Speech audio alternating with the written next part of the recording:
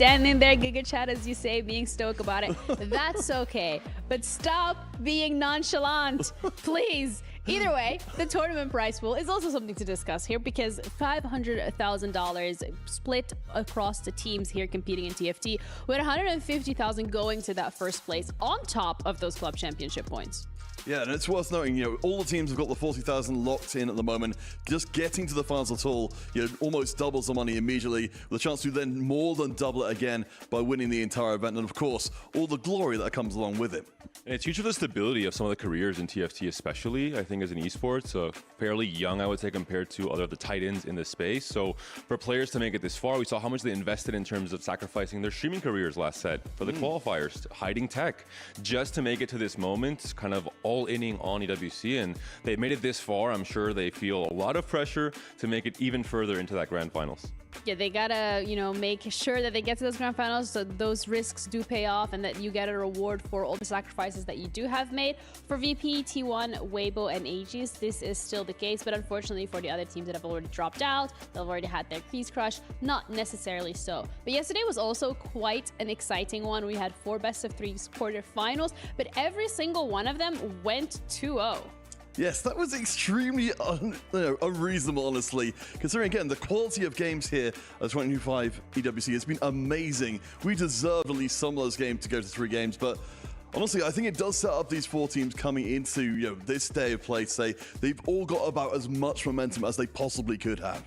Yeah, I think quarterfinals could be set up a little bit by different groups and the parity and the strength of those groups as well. Now, there is no real reason for us to think that there's going to be a disparity in the matches coming into semifinals. I think especially we saw maybe the last match yesterday between Aegis and Flash Wolves. I expected that one to be very close. It was a 2-0 in the end, which as an EMEA caster makes me happy because we have one EMEA team. They look very, very good against tough competition. Curious to see what Aegis does today in the semifinals. No bias though, but for those of you wondering how we got to this point and what exactly the format has looked like over the last couple of days, a bit of a refresher. We did start off with 16 teams that were competing in a double elimination bracket. They were split into 4 different groups. 2 of every single group advanced into the playoffs, which is where we were yesterday, with the quarterfinals being best-of-3 matches, single elimination, which leads us into today. Best-of-3 matches for semifinals, and the winner of those semifinals are heading into the grand final, which is also later today, and that is a best-of-5. Quite the journey if you really think about it, just in the last couple of days, how much TFT these teams have been playing to be able to get to these finals. Yeah, and looking down the best-of-5 grand finals as well, it's been a grueling journey to get to this point, but to be in the best-of-5, I mean, that's a huge test of a team overall, the strategic depth, because both the teams who eventually get there will have studied all the tape possible. They'll know pretty much all of each other's moves. And that last part is music to my ears. Best of 5 in TFT. There are no excuses. There's no, my opponent high rolled in a best of 3. Best of 5 is a much bigger sample size. You're of course mitigating that variance with 4 players on your team as well. So it really will be the best team to win it all. The team that has adapted the most quickly to this new set, to the new meta, to GP, to other reroll lines. But all in all, I think we saw it last year, right? It was so close. It came down to a game 5 between Wolves and T1. My only hope is we see a game 5 and a game 3 in every series today. It goes down to the very last wire. That would be the dream come true for every single TFT fan, I am sure. But we also have to discuss it when it comes to the teams and how they have been playing here so far, when it comes to their adaptation, their strategies, and their roles in this 4v4 format. I think this is a great chance as we look at the different kind of positions here to kind of reflect again that these are preferences on a team, but they will be flexible. I think it was a really good point made by some of the folks yesterday talking about when we look at the players' averages in the tournament so far, it isn't necessarily a reflection of how good a player they are, but what kind of role they are taking on the team. And maybe even what comp you're going to be the master of. If you're the master of a GP reroll, for example, odds are you will have a much higher AVP than someone playing as a flex master because GP is so strong in the meta. Yeah, and then we're looking at the teams yesterday. Really, the ones that excelled were the ones that had a bit more flexibility when it came to these roles, the ones that were okay to have some players really be that star and then other times not necessarily so. I think that's hopefully what we're going to be seeing more of today, because it kind of ties in as well with the strategy that we're seeing a lot of teams approach, the one that was pioneered by T1, so to say, and that is the target and protect strategy. Exactly that. It's basically just, in one case where you're seeing someone that's very weak on the opposing team, you try and grief this player in the biggest way possible. You try and hold their units, make sure they go 8th. And especially if the other team goes 7th and 8th, this makes the game so much easier. You can really manipulate in a 4v2 setting those last 6 placements and just try and avoid the 1 and 2, which tends to be quite easy when you have 4 players working together to bring one more player down. I really like when you kind of see the extra aspects being brought in there. Like, we've seen teams with Trade Sector and other similar ones before, where they've got access to a lot of extra rerolls, a lot of extra resources in some other way, which makes it much easier to be able to really hurt one of the opposing players. Yeah, and it's also really important to keep in mind the point distribution, as you already touched upon. When you have 2 players go into the 7th, 8th spot, it makes things so much more difficult for your team to actually be able to close it out. One more note, I think Aegis mentioned it, Opal, in the interview yesterday with Puckett, where he mentioned there is no MVP player on our team. All of us can play all the different roles. We can all rise up to the challenge when needed, and I think that's so important in TFT. Virtus.pro as well is a team that if you look at their AVPs across the tournament, they're all sitting in a very tight range from 4 to 4.5 or so they can all kind of mix and match and do what is needed to be done to make it forward. A team, for example, like Flash Wolves, Kebaba was their all-star player. The moment Kebaba faltered yesterday, the entire game plan crumbled. Yeah, and I mean, that's the whole part of the whole strategic layer being added into the 4v4 game, is that I think you have something of the advantage if you know what players generally prefer to go a certain way, because it just reduces the decision making a team needs to make. But as you were saying, David, sometimes that decision which you want to make isn't open to you, and then suddenly your team's got a huge glaring weakness. Yeah, and for those of you at home as well that are listening into the discussion and maybe have some words to say when it comes to TFT here at EWC, scan the QR code. You can join the Discord, have a little bit of a yap with people of the community. But I would really like to cast our minds back to yesterday, specifically with the quarterfinals. The fact that it was just a 2-0 after 2-0 after 2-0. And we also have our Kyria top plays of yesterday. For those of you who didn't tune in for whatever reason or were busy with life and didn't have a double monitor set up, walk us through some of these. I'm seeing a lot of GP, which is no surprise considering how dominant it was yesterday in the meta, despite being, for example, for a team like EVOS, the bane of their existence with Aki losing with that 9 live GP yesterday. Yeah, I mean, it was worth noting for that previous one as well. One of the big consequences of some of the plays being played is, of course, Wolves coming back as our champions have been knocked out as of the previous game, which we saw on screen, which means that we will definitely have a new champion here. Across the rest of the field, of course, I think we saw a little bit of an unusual choice there for the small. I think maybe that was highlighted because it's one which we haven't been seeing at all. Hopefully, especially in the last day, especially in the last best of 5 as well, our teams still have a few tricks left up their sleeves. I think it's important, I mentioned it across the entire tournament, to have the X Factor player that can whip out a comp that you don't see very often and perform higher than expected with this comp, because this throws a wrench into the kind of the meta game plan for that series. The obvious comps, GP, Sorks, Prodigies, if you top 4 with that, great, you're a beast, but it's also fairly easy because they're generally the strongest in the meta. If you top 4 or top 2 with Smolder reroll, with maybe a Kaisa, for example, where you're snowballing from early, that makes a huge difference in how everyone else in that lobby places. Yeah, and yesterday as well was the start of that playoffs bracket that we were looking at, because it was the quarterfinals. And we had some really, really great matches that unfortunately were maybe not living up to the hype in the sense of it going all the way to that 3-gamer, but they were still very eventful. Virtus.pro against Wolf being a 2-0. I don't think anybody expected all of these matches to go 2-0. No. Personally, Aegis, Flash Wolves, I think that was the biggest shocker for me. But again, as you touched upon, Panda, as an EMEA caster, you're very excited about that. Oh yeah, I mean, well, I think that's the thing. The game quality overall was exceptional. I do feel kind of bad, particularly for Citadel Gaming, because of course they dominated their own group, and the second you get into playoffs, suddenly you're facing off against some very, very good teams. But I do think overall, the second seeds out of the groups here have generally been really, really good. Last year, only one of the second seeds really made it anywhere at all in playoffs. This time it's 2 of them, so I don't think anywhere in playoffs was safe. Yeah, the competition is getting a lot fiercer, but also something that we've done at the start of the tournament was we looked at the Remco power rankings. And we were like, oh, these are the team that we are expecting to do really well. And now that we look at it, hindsight 2020, T1 is the only one left for the favorites, Panda. So I was definitely not participating in this power ranking. It's not on me. I was in the bathroom right when that meeting happened, unfortunately. But big surprises all throughout this tournament. I think in TFT, especially with a new set, it is really hard to predict. There's the historical basis, of course, of what players have done individually, even in last year's tournament, EWC. But with a new set, it's a new meta. There's 2 weeks to prepare for it. If a certain team has an edge with a certain meta line that they've explored, or tech they have around, interaction with a unit and an item, artifacts, augments, for example, it can swing series in their favor. All in all, I'm all for surprises. I think it's important to have these underdog stories like Evo's, for example. Even Virtus.pro making it to the semi, I think it's a great story. Yeah, the only one left from the contenders as well is Aegis. Well, yeah, I mean, certainly, if you're an Amir fan, the last EWC was a pretty painful watch, honestly, with only one team even making it out of groups and then immediately getting knocked out as well. So I think for Aegis, of course, part of the ball being the carryover between the two teams from Amir who've done the best. Now getting into semifinals means that this is a new peak for Amir.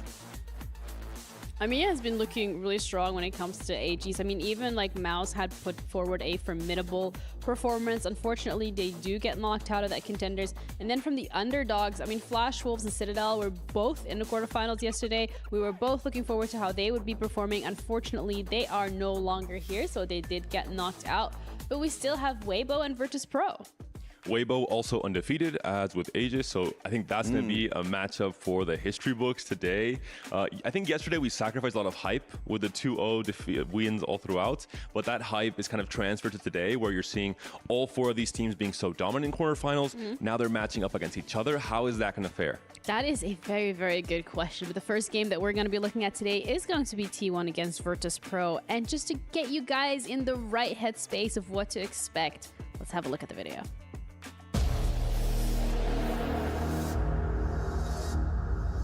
All right, let's welcome onto the stage the Giants from South Korea. It's T1.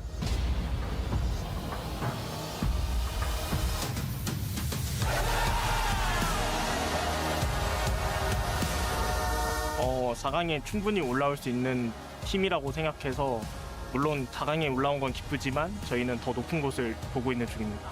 All the teams agree. The teams that have the less ego are the ones that are winning. Lúc đầu thì top 8 đã là đủ KPI của team em rồi, nhưng mà bây giờ lỡ vào top 4 thì chắc chắn là phải cầm lấy chiếc cúp vô địch chứ.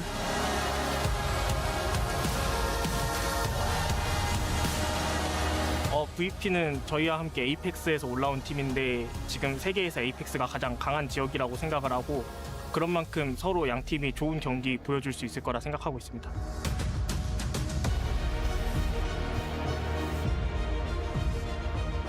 Em đã đánh bại nhà vô địch năm ngoái với tỷ số là 2-0 thì một hạng 2 như T1 thì chắc là cũng thế thôi. Virtus.pro가 충분히 8강까지 올 수 있는 팀이라고 생각을 하고는 있었고, 다만 헬콘이 저희가 생각했을 때는 여전히 저희와 함께 가장 강한 팀 중 하나였는데 그런 팀이 먼저 탈락하게 되는 거는 저희도 예상하지 못했던 것 같습니다.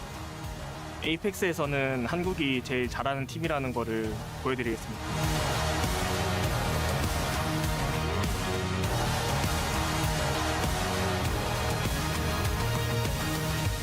네, 결승까지 단 한 경기 남았습니다.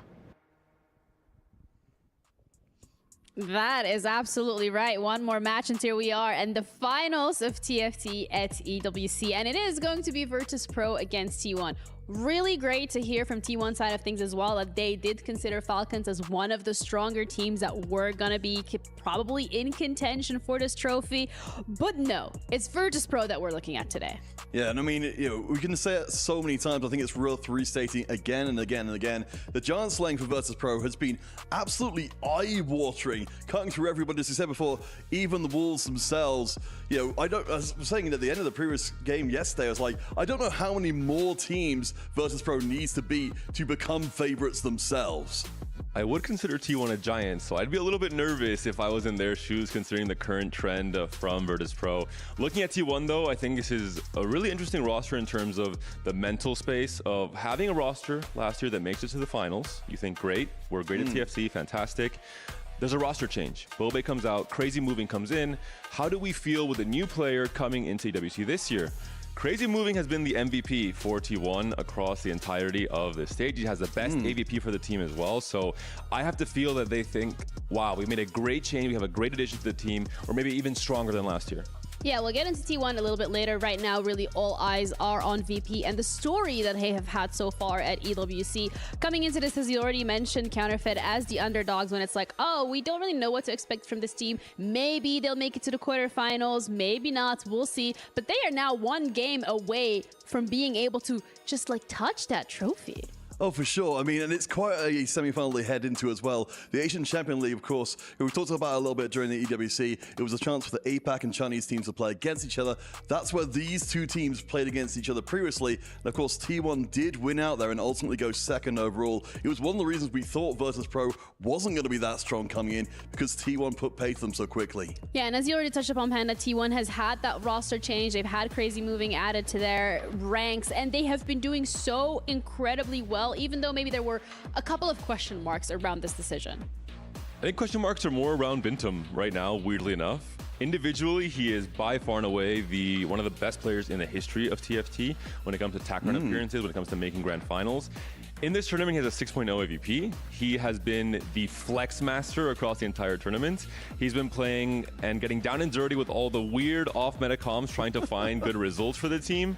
And T1 has been supporting him in this role. He only played one game of Sorks. Every other game he played this tournament has been a completely off-meta comp, basically. I'm curious to see what he brings out today. I think he is the X factor. If he plays off-meta and finds success, that could be the make or break moment for T1 as a team. And to zoom out very slightly, the overall story here for T1, there's only one team in the tournament that's taken a series off them so far. Weibo Gaming waiting on the other side of the bracket, so that could be a rematch waiting for them in the grand finals. Waiting in the other side of the bracket if they do make it, because right now, VP and T1 need to battle it out in this best of 3 to be able to determine who is going to get just one step closer, not just to winning the trophy, not just the club championship point, but putting their key in the totem as well and having that winner's title. The thing is here that both of these teams have shown us a formidable effort. They've shown us teamwork, they've shown us individual play, they've shown us communication, adaptability. Feels like this is genuinely the closest that probably either one of these teams is going to get to be getting tested on the server. Absolutely think so, and for T1 especially, I do have to think that the meta really favors them. Last year, there was a 2-cost reroll meta as well with Syndra and the Honey Managers with Blitz and Kog'Maw. Same exact meta now. They were almost the forefathers in terms of dictating how you play 4v4 in TFT from a kind of a strategy perspective. A lot of teams copied them. They were fortunate the meta this year is very similar. I think they've looked very good on this same kind of general idea, but VP has been playing also very interestingly with all the players rising up when needed. I think it's going to be a great clash of styles also in this semifinals. I'm just so hyped for TFT today. It's going to be so exciting. Is there a particular team here who you think their style is more suitable or more dominant, so to say, when it comes to this best of 3 format that we're looking at? I think my heart wants me to say Virtus Pro are going to win out this one, but given the fact they've been surprising so many teams, it feels like it's a real big question mark as to whether or not their particular style can work the whole way through the competition. Because you have to know that T1 have studied every single game that Virtus Pro have been playing. So, and vice versa. Yeah, for sure. But I don't know. I think T1's support staff, especially overall, are going to make it so that it's going to be a very, very tough matchup for Virtus to keep upsetting the same way. I think T1 has looked best generally. I think Weibo has looked best when it comes to flexibly adapting and playing a little bit off meta. They've had the best results playing non-meta lines. And I think Aegis has looked best overall. No bias, I promise. And this is because they've been playing things like Crystal Gambit and find a lot of success where other teams have not touched it at all. They've had Sork and Prodigy players coming to stage 4 with a huge HP lead, which other teams have not been able to manage in most games. All in all, I think Aegis has really been the cleanest when it comes to executing. Maybe haven't had the biggest test just yet. This could be finally that moment. Yeah, VP T1, real quick prediction. Let's go. It's T1, my boy Bintum. All right. I'm going to go with my heart and say 2-1 to Virtus Pro. All right, well, you guys heard it here first. The stage is set and the players are ready to go. T1, the masters of TFT, the giants to be slain, but VP, the underdogs that has been so good at slaying these giants along the way. Will the students become the masters? We're going to find out in these semifinals.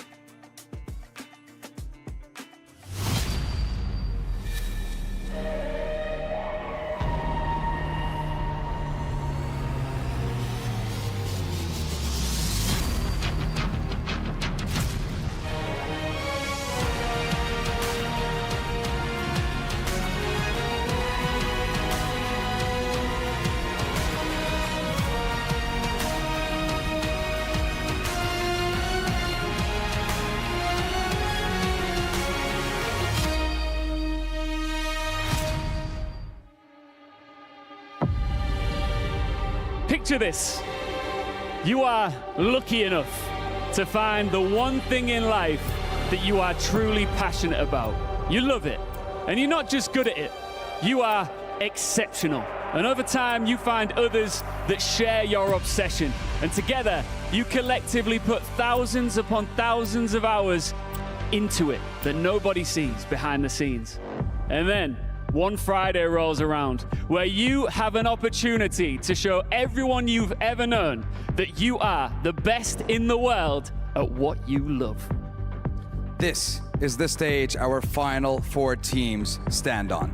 After every sacrifice, every sleepless night, it all comes down to this. And this stage has already given us stunning upsets, underdogs who set the stage alight. And now we have 2 contenders joining us on this stage. Ladies and gentlemen, giants have fallen, new heroes have risen. The stage and the board is set for the biggest games of their lives. One shot at making the grand finals. One shot at this glorious trophy. And the lion's share of $500,000. That is a lot of money, and these players all want to get the lion's share of it. Let's welcome our first team onto the stage. It's TRgsmål. Here they come. They were slept on, but while the favorites dreamed of glory, TRgsmål turned those dreams into nightmares. And now, here they are, and they are a danger to anyone who stands in their way, and just one step away from a grand final spot.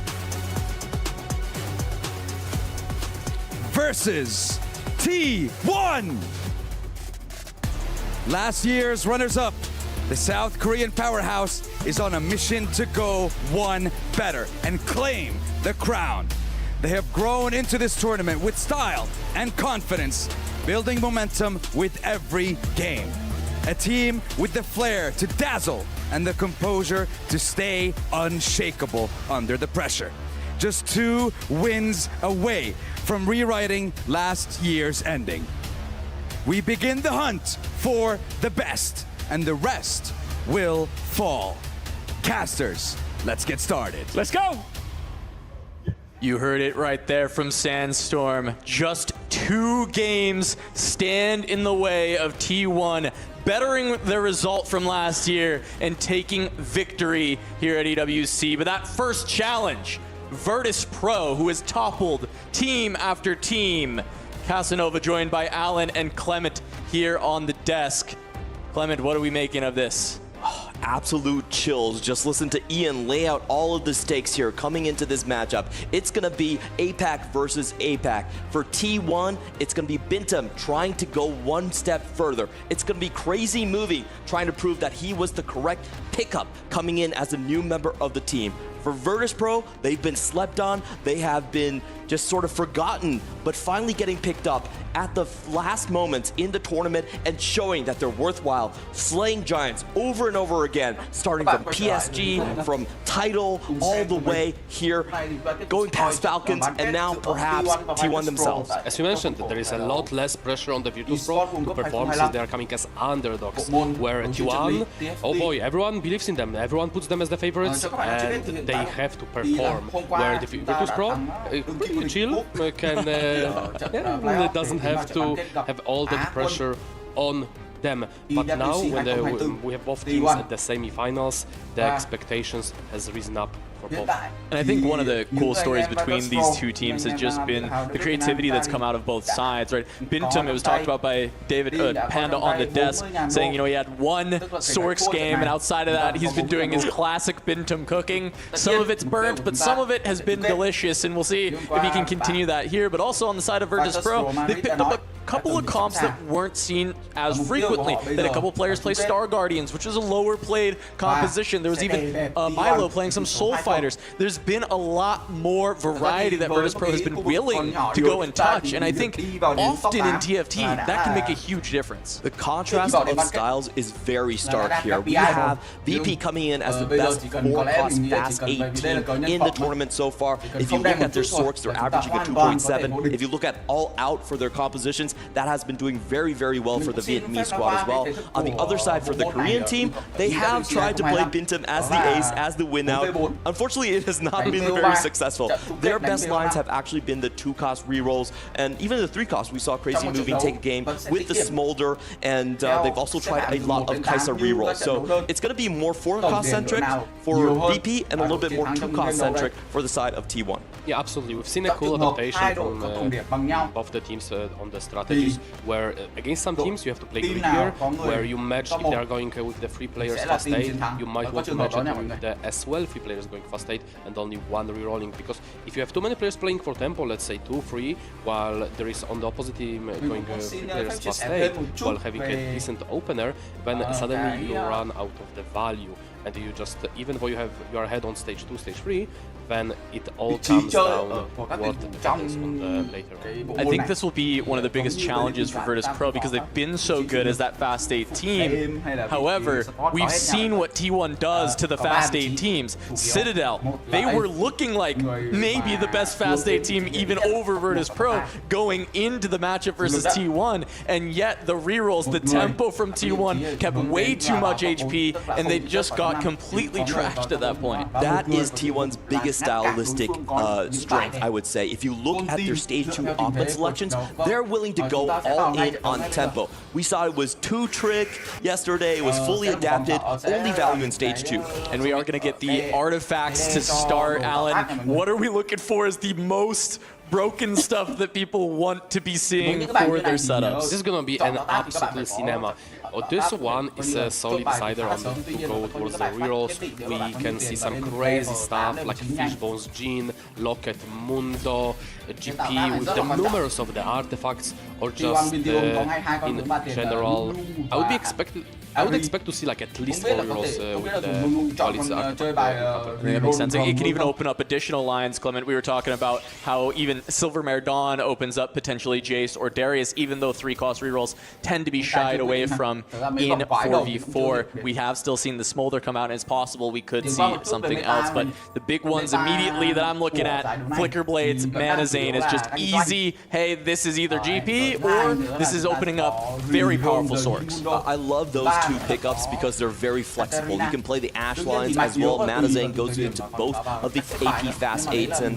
And we were just looking at Bintum's board. He has that early Ahri. Ludens could open up those pathways that are less played. Things like Star Guardian, if you find the correct spots for them, it means that no one is going to be contesting you. Ooh, early pop from Maris, and we see there is a static shift, one of the better ones for the K, and we'll see if he decides to play towards it. He did have early GP, but yeah, he just goes for the... Okay, wow, that's interesting. I like that call out with the static as maybe being another option, because he finds the GP and then just doesn't hit the best in slot artifacts for it. But of course, Infinity Force is going to be a fine pickup to add to the Gangplank if you decide that for your team, this is your slot. I love players that start their artifacts on 1-4. You want to stake out your claim on certain compositions. If you have a broken combo, then you can lay claim to that line immediately. We're going to get gold augments to start us off. And we see on the Binteum side already seeing the early hard bargain. Pretty good one for the Fortress 4, given that it does provide you extra HP, which is pretty valuable across the board, but decides to roll past it, and we'll be looking probably at the slamming or too much value. Yeah, both, just opposite sides of the same coin, right? We're either going for our fast 8 with Slammin', or we're going to be committing to reroll with the too much value. And I think Bintum is just waiting for the rest of his team to find their spots. And as you see, every other T1 member has picked their augment, and now Bintum gets to decide, is he playing fast 8 this game, or is he rerolling? And we already see the reroll options coming out from Keon, Treasure Hunt there. As Alan has said, this is most likely going to be a reroll heavy encounter coming into this one. Too much value being selected by Bintum. It goes really well with the Kaisa composition. This is actually his most played reroll so far in the tournament. And we see that, as you mentioned, the early Luden with the Ahri, however, he did go for the too much value, so not as good with the Ahri as we would like it to be.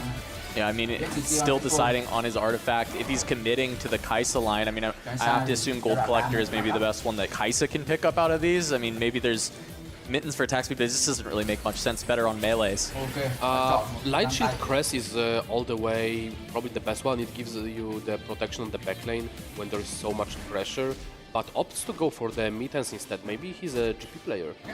Yeah, it does give you that 60% attack speed. We have seen some mittens build really accelerate melee carries quite a bit. Things like the volley berry you can play later on. But as you said, he does have that too much value, so most likely still going for the 2 cost. SCSC here, just going for a standard mage line opening. He has the additional Mogul's Mail coming in from the artifacts, and you know, probably going for Sorks most likely. Interesting, he just goes for the Moguls instead of going for the Gamblers here, just to double down the double offensive artifact. So what you do usually with Moguls, you hope for a Georgia, and you just send it on the stage 4, provided enough value when the item falls off heavily past stage 4.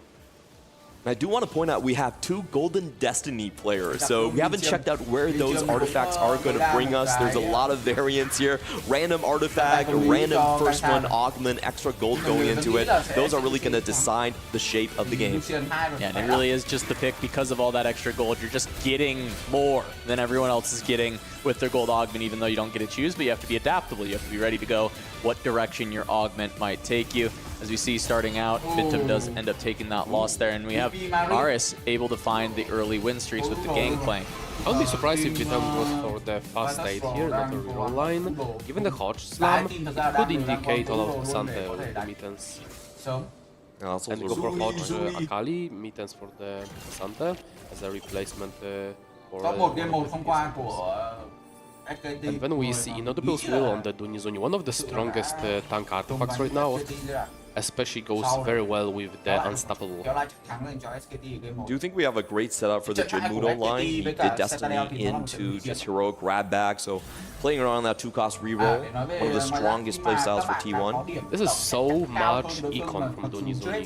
The extra gold from Gold Destiny, extra gold from the heroic grab back, so definitely will opt on the reroll side. And then we see Kian going for the treasure hunt, rerolling Jin Mundo, as it looks like, or perhaps Kai'Sa. Yeah, very likely to be the Jin Mundo, as you said, could end up being Kai'Sa with those items, but the treasure hunt has been a very powerful augment. We've talked about these golds time and time again. Treasure hunt, solo leveling, being some of the main 2 that are finding a lot of success, but also we've seen that treasure hunt sometimes fall flat when you select the wrong reroll line or your opponents are able to jail you. Yeah, and I think judging from what VP has done in the past, they don't want to let the Mundo play solo. Kian has been put on that duty before to just block the Jin Mundo line from going forward. He's already up 2 Mundos, so I think he will be contesting Dunizuni. On the other hand, for NCC1, we already saw the Wit's End so far in this tournament. That's usually been going towards the Akali. That's going to be a very good line for them. They're very familiar with the all-out line. Taking some stock of the initial streaks as we get onto the carousel. We had SCSC, Maris, and there was one other member of Virtus Pro on the 3 streaks. And at the bottom of the tables, there was also 2 Virtus Pro members and 1 T1. So Virtus Pro holding on to some very good streaks to kick off the game. And the key thing for the first carousel is always who is going to be on that GP contest. So far, we have Mars very well established into that line. I know that T1 is not going to let him play this solo, so the question is who is going to be the one to transition into that one? Is it going to be Bintum with the mittens that is more likely closer, or is it going to be one of the other players that has not committed? Yeah, we've seen Milo pick up the gold for dummies while having a gigantic front lane Udyr, and we've seen just the fight go to the overtime, printing a pretty solid econ on his side.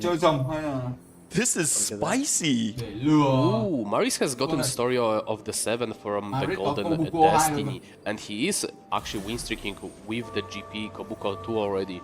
So this is looking very good for the VP if they manage to dodge each other and just prevail the 5 streaks. Crazy moving, leveling to 6 early just to make sure that the story of 7 does not get online. This is typically considered an unclickable augment in solo because it's so hard to actually get value.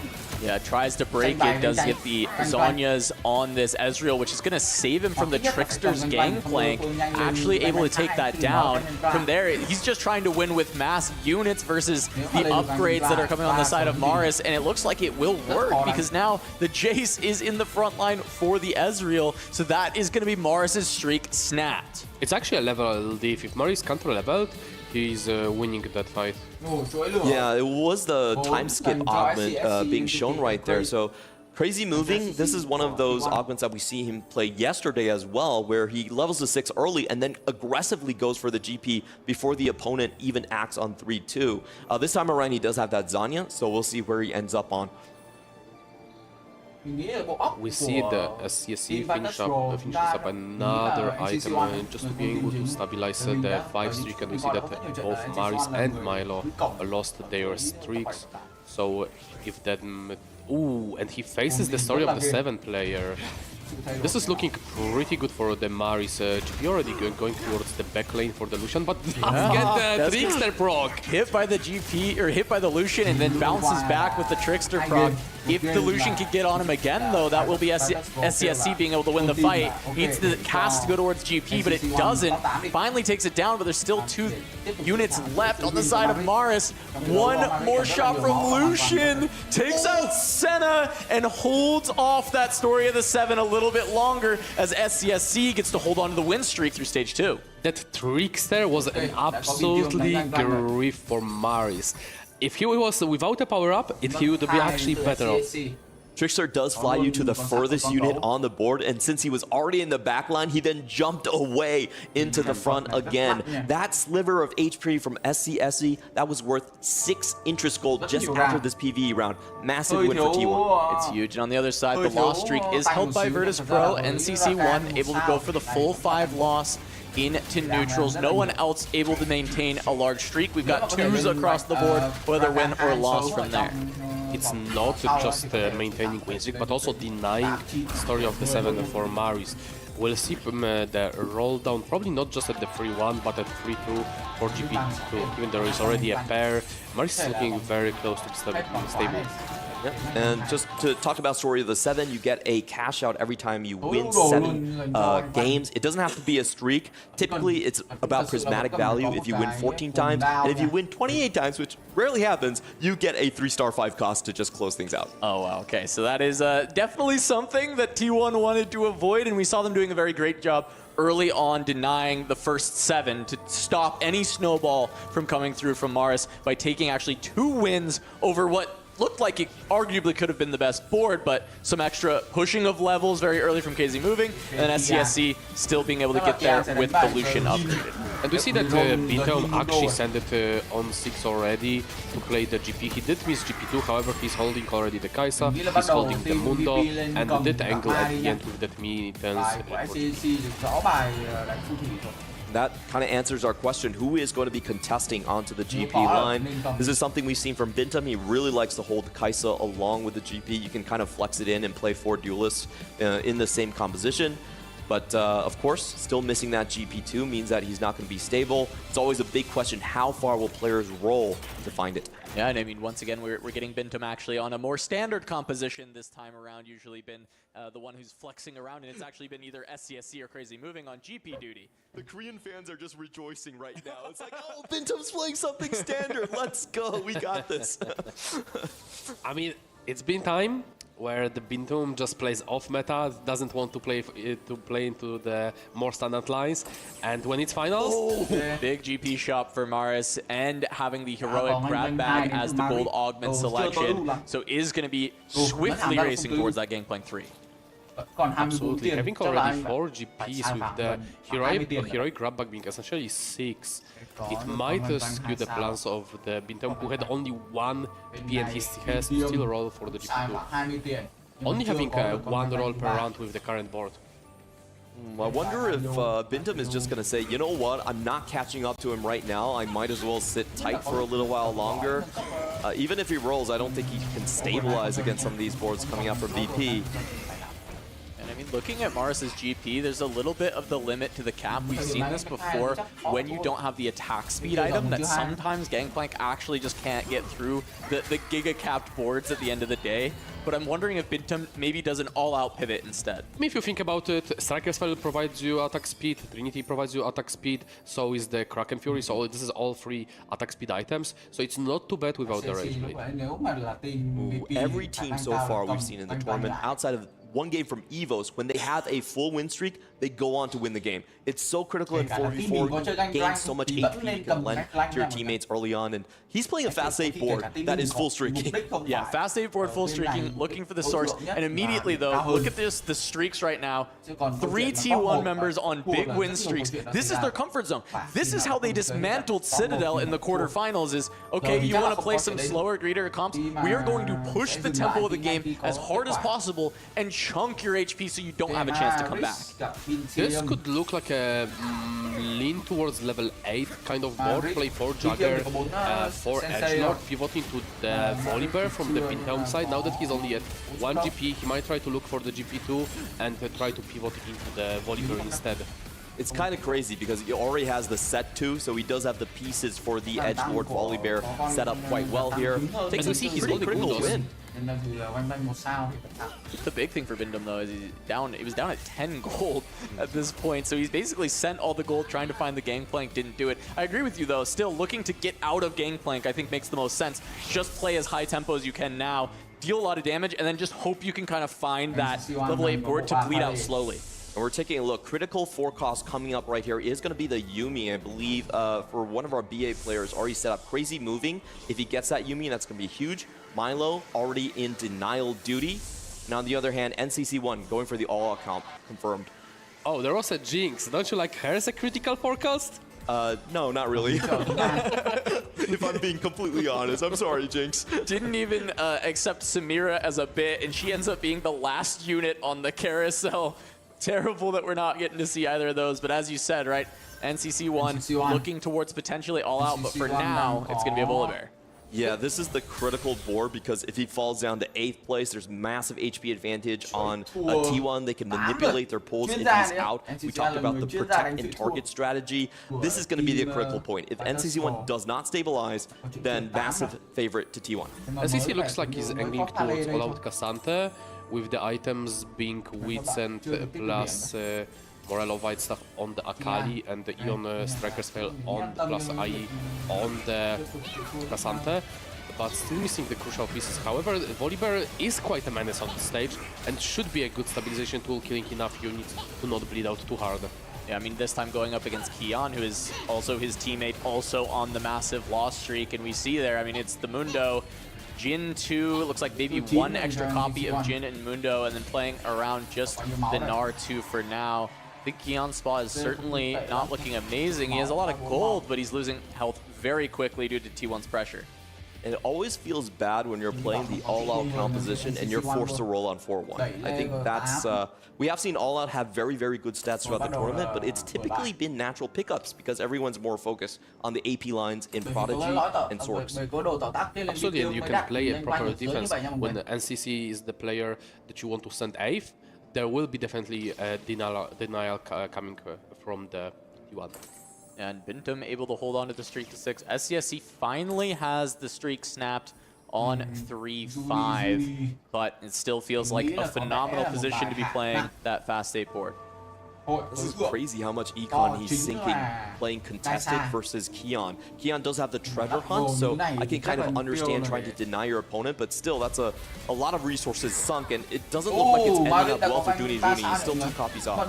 Yeah, just part of the strategy of just pushing the tempo, right? Just getting as strong as he can right now, hoping to win rounds. I think they're accepting DuniZuni is very likely to go down quickly. However, he's just trying to win rounds, and unfortunately gets trickstered by the Gangplank. And this would be the first cash out for Mari, so he finally gets that first juice and gets to play with an Augment, essentially. Mari's finding that the GP 3 before even stage 4 is so crucial. Forces pretty much Bintelm's hand to pivot out of the GP into that Volibear line, maybe even Cassante, but that's more doubtful. Mari's from the start. Oh, and we see an early roll down coming in from NCC1. I didn't feel like he really had the econ to do so. I mean, he had the, also he could have had better interval for the 4-1, but he felt like he doesn't have time to do a full pivot. Like, you need to do all the fruits, you need to manage the items.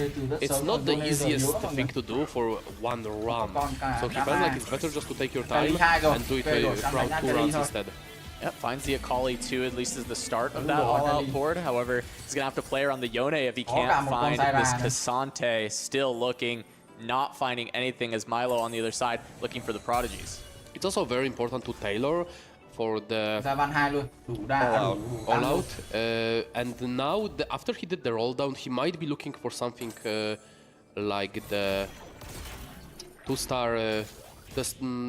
What's the name of the argument on the 4-2 for the 4 cost? Reinforcement? Yes, reinforcement for just the Cassante, because he has essentially everything. He has Jarvan, he has already the Akali too, so he doesn't need any other 4 costs besides that.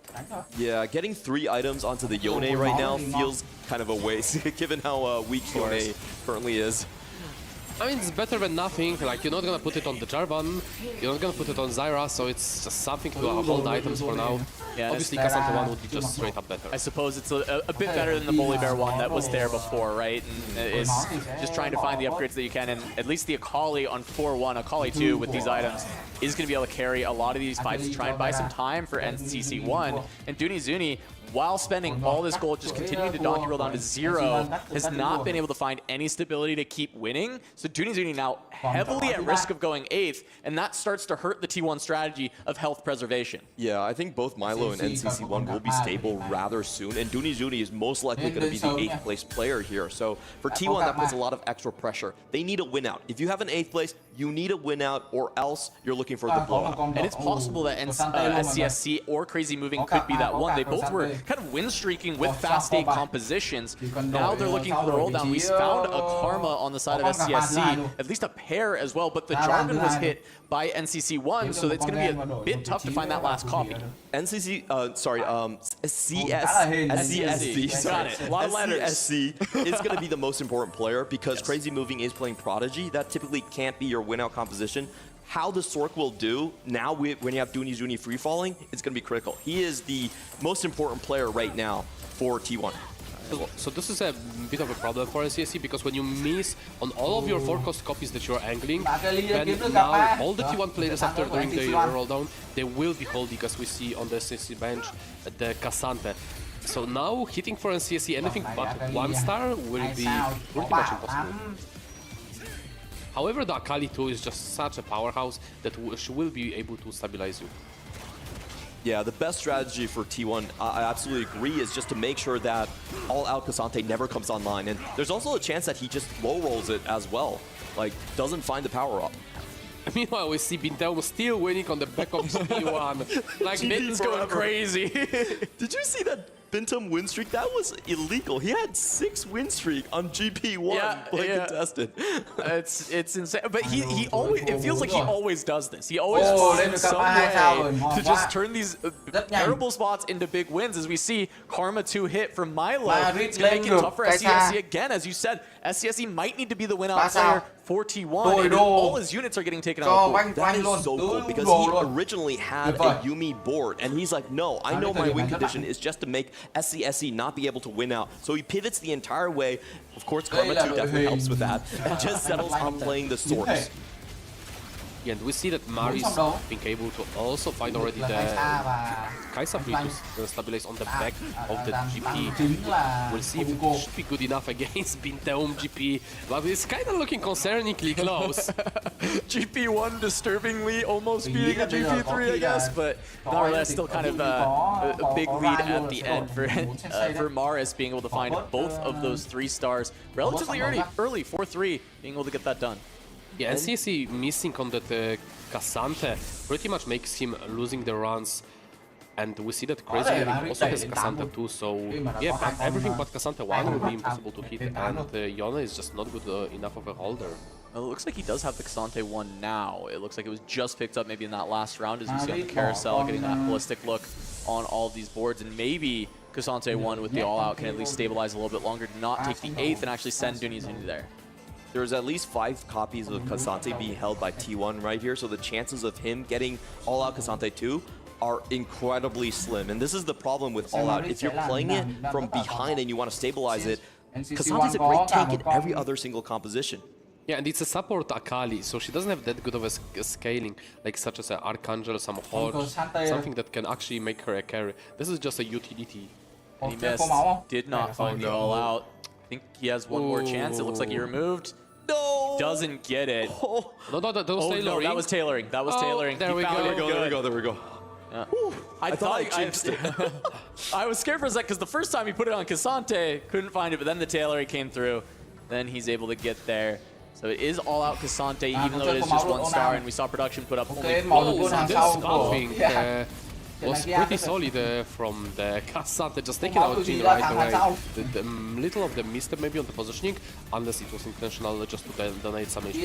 It might have been intentional, right? Because this is a Virtus Pro member, this is Kian on the other side, so seeing as how NCC1 still has potential to cap out this board further, and they know that Dunizuni is on a free fall, it might be worth keeping him around a little bit longer, especially considering the HP values and the board strength of SCSC and crazy moving. I definitely think it was intentional because all he has to say is, Jin on the left side, Akali, please come and collect me. So it's very easy to set up. And that's the best part when you are playing the Akali. You don't have to remove her, you can just set up your backlane carry. That's right away to the Akali. And Beatdown finally finds pivotal upgrade, GP2. Yeah, and it looks like he did decide to stay on the GP track and just kind of contest some of the rerolls on the, especially the Kabuko, which we saw that Maris was actually kind of approaching on Kabuko 3 as well. So I'm a little bit worried for Bintum now, also kind of starting his free fall. This is a bit surprising that CSC is choosing to play Rise over Cassante too for that front line, especially that he has Cannon there. So like just getting a protector and the massive front lane for the swords. Now this is not going to be intentionally positioning. This is crazy moving with his 5-win streak, trying to take out NCC1. If he can do it here, that would be the 8th place. Oh, the big Zanya's protecting this Yuumi, and she gets another cast to take down the Akali, and that's just going to put NCC1 on a single life. They're trying to get Dunizuni out of there without the 8th. That was a huge win, but they need one more, as Dunizuni I don't think can win too many more rounds, and he's at 11 HP himself. And we're going to have to be paying close attention to all the removers across the team right here, because they have to sack for NCC1. Dunizuni is going on his way out. There's no way to salvage his position. Dunizuni is guaranteed losing the next fight. It's just a matter if the NCSC gets a teammate or he doesn't to sack for him. Perhaps he has Dunizuni in the pool to just eliminate right there. That would be the best situation for VP. They can hold on to the remover, save them for later. But there is a 2 HP advantage on Dunizuni. You can see Duni pouting right now as he knows that there's not much for him to do. Yeah, I mean, really, it's tough too, because T1 kind of wants to sack for Dunizuni because NCC1 is so low, but the problem is you really don't want to sack for Dunizuni because this spot is unsalvageable. I think they have to. This is going to be fight RNG and who has remover economy planned out better here. You see, I mean, there's not anything left to do for either of these boards. I mean, NCC1 doesn't have the gold to roll down. There's some on the bench to try and find Cassante, but there's so few copies left. You got to get so lucky. We're seeing the fight. Bintum is the one facing NCC1, and on the other side, it looks like that is going to be the Sorks board going on against Dunizuni. It's Milo. He's definitely not winning that, so the question is, can Bintum's Gangplank 2 deal with NCC1's board, and I'm not so sure. I'm sure the game is balanced, and GP2 cannot possibly win against the NCSC's board. Stop it. Yes, it is true. Dunizuni will go out in 8th. Bintum going to take another chunk, and NCC1 lives to fight another day. So now the big heroes have to be Crazy Moving and SCSC for T1. Crazy Moving, of course, on a huge streak still. SCSC, well, I guess got broken now, but SCSC still at the top of the tables. And it comes down to Bintum needing to avoid this 7th, because I don't know that a 1-2 is going to be possible. I believe we've just seen from Kian the Astral Beast Mundo with the Warlock, Locket, and Anima Visage. That Mundo is not dying anymore. And I think Kian is why Dunizuni went 8th there. They wanted a hard contest on the treasure hunt, make sure he goes out first. That doesn't work, and that means they took an 8th place. Kian now free to become a win-out player by himself. Things are massively in VP's favor right now. Yeah, Milo is strong, hit the Sorg board. NCC was supposed just not to go 8th after his roll down, so that's accomplished. And now The question is SCSC gonna find the Gwen too to being able to be a win-out player? Yeah, it's also possible they'll just let NCC1 go, and as we see here, there was no removers used for Morris. If he had them, they're just going to take that win because Morris is incredibly strong, recognizing, hey, we got that win. We got the 7th over the 8th there. We can cut him loose and just focus on saving our HP to deal with crazy moving in SCSC. This is a great move by VP, and I think one that teams don't do enough is that they want to avoid all semblance of doubt. They actually remove their items if they're cutting someone loose. You're not going to need those removers afterwards. You've done your job. You're not 8th place. Well played, NCC1. NCC1 sẽ là người tập trung coi bài. We see from the VP being pretty much higher cap boards, where Milo just hit the Sorge board, where Kian hit the Mundo board, when the Maris hit the altogether it came down to just a better pressing D with the proper augments, where the one tried to play more of a tempo and with no as good as arguments, the VP had it. As the illegal legendary on level 8 coming in with the Braum 2. It's going to be an intro fight between VP here. And the key thing is, I think, how does Bintum move into the top 4? It seems very difficult for him right now. Crazy moving in SCSC, they have a lot of HP. But Bintum is the one that I think decides a lot of how this plays out. I think the hard thing is, right, is Milo's board is not weak at all. Able, like you said, kind of illegal to find the 2-star 5-cost on level 8 with the Braum, but also finding the most important 5-cost with the Gwen on level 8 to join this source board. So Milo doesn't feel like he's going down anytime soon. Kian has the Astral Bis Mundo, has the 2-cost reroll from the Treasure Hunt gone together. So neither of these boards look particularly weak, and while Bintum has found the Kabuko, the Gangplank is well out of reach. The problem for the Kian is why he's losing the rounds. The items on Jhin are very ineffective. Having Class Whisper and Kraken's Fury being just unable to take that Swain too. We've seen that Swain tank back-to-back, multiple 4-shots, just not dying. Not having that Rage Blade scaling on the Jhin is absolutely... It's really a race to the bottom between Bintum and Kian right now. Kian is very strong with his ultimate Treasure Hunt, but he's also on 13 HP. So the best thing for T1, Kian probably, you know, runs into his teammates. They were able to take him out. Kian, as you were mentioning, might even lose to Crazy Moving board on the Swords as well. Doesn't have a lot for that background. Yeah, how do you kill this Leona, honestly, as Kian? Like, yeah, you have the gigantic Mundo, but that doesn't matter. The Crazy Moving has that scaling comes from the Malzahar and Yuumi. So, like, even though Kian has that nice Mundo, it's still not gonna be good enough because it's just lacking DPS. Crazy Moving, not able to find the Yuumi 2, but does make his way to 9 and finds the Seraphine to get 5 Prodigy in, while still having a lot of HP to work with. So as much as, you know, the spot for Prodigy is not great for getting first, Crazy Moving should have an easy time finishing in this top 4 and just needs potentially SCSC to be the one who gets the GP2! GP2! Oh, but stretchy snipe! Mundo got this. Okay, we got this. Yeah, I think it kind of looks like Gangplank's just tickling it right now. I mean, that's a gigantic Mundo. Like, he is not losing half, especially without anti-kill left. Yeah, have you ever had someone kind of like slap you with mittens on? I think that's kind of what it looks like, you know? It's not really doing too much. Yeah, definitely missing that Rage Blade for that scaling. But Bintum jobs has been pretty much done. I don't think he can go past 6th, 5th if high rolled matchmaking after his initial roll down, not being able to find the GP2 for such a long time. Kind of surprising that Maris actually falls down here. Doesn't have the mecha board online at all. Is going to be playing 4 mentors with 4 duelists, so a little bit of an alternate composition, especially with the Kai'Sa 3. The arguments are just not there. Like, story of the 7, very cool, but like, you're putting the items on the units that don't do much. We have 2 items, Wooder that doesn't accomplish enough. Heroic Rabaki, cool, it helped him hit. And then the Healing Corpse, where you don't have any kills, it doesn't do anything, as we just seen here. Couldn't kill anything. They're now going to just cut Morris loose from T1 could win here. That's actually so big, right? Because also Kian could go down. It looks like, no, the Mundo is just far too tanky, so Kian's going to live. But Morris goes down immediately to a team kill. They cut him loose. Bintum falls, but T1 wins that side of it, so now we're just looking at a race for first place. Absolutely, and we see the HP disparity. They need to... Who has the best win-out spot? Is it a CSC? Hiện tại Crazy coi như là bằng Moving's điểm nha mọi người. Prodigy, SCSC Hiện is tại là going to bằng be điểm on the Sorks. I believe it will be a Sork battle for both of these players.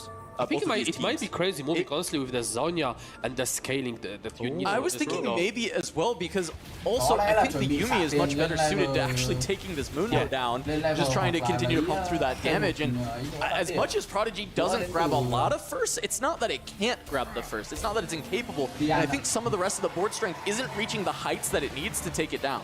And we know that how efficient is Leona against unit with low resist, just making it pretty much zero resist Mundo, which will be taking massive damage increase from the Yumi. The big question though is, can Crazy Moving actually beat Milo on the Sorks that he has, because he's been able to get the Braum 2 front line, has the Gwen to go alongside the Karma, and I think that's the big issue. And yeah, Kian knows that he's not going to be the one to do it, and he's just going to sell board. So it's just about the Sork matchup. I believe they are fighting each other, and Kian is just sucking for the Milo here. And they're gonna put Milo on the win-out duty. Một pha côn rất là And kỳ lạ. Milo had a Ok. bad matchup into Kian, given that he couldn't really Milo deal chưa with thắng 4, Mundo Kian except of tự Braum bán hết throwing bài. out. Để đứng top 4. That's a really Bởi good vì bây point giờ to quan mention. trọng Like they là don't want accidental wins against their win-out player on quan their trọng là top side. 1 rồi. Interesting. So Crazy Moving is just sacking hai, for top bốn không SCSC. quan trọng. I think he wants SCSC to Okay. try and SCSC take out cao thêm Milo, máu của and he's của just going to Crazy be the Moving. HP tank for Nhiệm vụ it. của Milo là Be phải the top 1 battle thôi. of the Sorks at the very Crazy end. Moving That's đã what có it mèo looks 2. like. This is Tiếp tục một pha côn ảo diệu five nữa đến từ Prodigy. team It's not that effective Fantastic against Four. the Sorks because how Thật ra nếu mà trong trường the hợp fights mà and the hên nhất other thì là Crazy gặp Moving mà guys are not team as good. T1 It's just thì the nó sẽ Tesla hay hơn, coil nhưng mà on bởi vì the là free gặp nhau nên là units. quyết định là để cho Milo đi tiếp để Single đội combat Milo augment is not sức going mạnh to tốt have hơn. time to proc. So yeah, I think it's correct to have SCSC. Yeah, as the he winner. can try and beat Milo, right? Like, because he still has plenty of HP to work with, so he can get as strong as possible, try and beat Milo, but at least sacking so SCSC gets a chance to try and win for him. And we are going to get the fight between the two Sorks right away. Looking at that Jarvan jump, it will get Gwen, but does not get Karma, and it will get one more jump to stall the Gwen cast. However, the Swains are still up and running. Finally, there is the first cast onto a Karma, and it comes down to one unit. SCSC does hold on, but that fight is so incredibly close. I don't think this game is nearly over. If we're looking at the board setups right here, we have the better Karma on SCSC, but on Milo's end, there are the better combat augments going in right there, and also the Gwen, which is massive. Are they better? Those are pretty good ones for the Sorks. Healing Corpse is very good. The attack speed here is, this is the Blading Soul is kind of slow. I think Milo has worse arguments at the end. It's just a matter of having Braum 2, but he has Gwen. Braum 2 and Gwen are pretty big reasons to be in a bit better spot. I am really curious if Crazy Moving actually even has a chance into this, because as you're saying, the matchup for Prodigy usually not fantastic. I mean, keep in mind it was probably the best fighter GSCC could have had, with the Jarvan casting twice on like barely any HP left. Let's see how the Prodigy board fares this time around. The first cast from the Yumi is going to deny a Jarvan jump at all, but Braum is going to throw the Leona backwards, trying to set things up. The Zonya's is still not procced, as we do get one more cast. The Zonya's still not gone.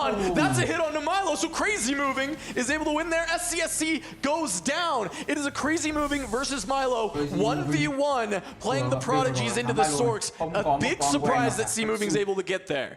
Absolutely, the Zonya will be pivotal if there is accidental D's going towards the Yumi, and the biggest problem there is Braum throwing away Leona. We have to avoid at most cost that Braum, so try to position Cassante into it, make sure the Cassante tanks the Karma, so you avoid the early explosions. Big note from that first fight, Jarvan didn't get to jump, now it's Jarvan 2. Rise 2, very small upgrade, but the Jarvan upgrade might just make the difference of getting a stun or not. Huge find here coming in from Milo as well. He finds Hemorrhage for that backline. The problem in the previous fight was they could not kill the Leona or the Cassante in time. Now, more ticking damage onto the backline. Can Milo do it?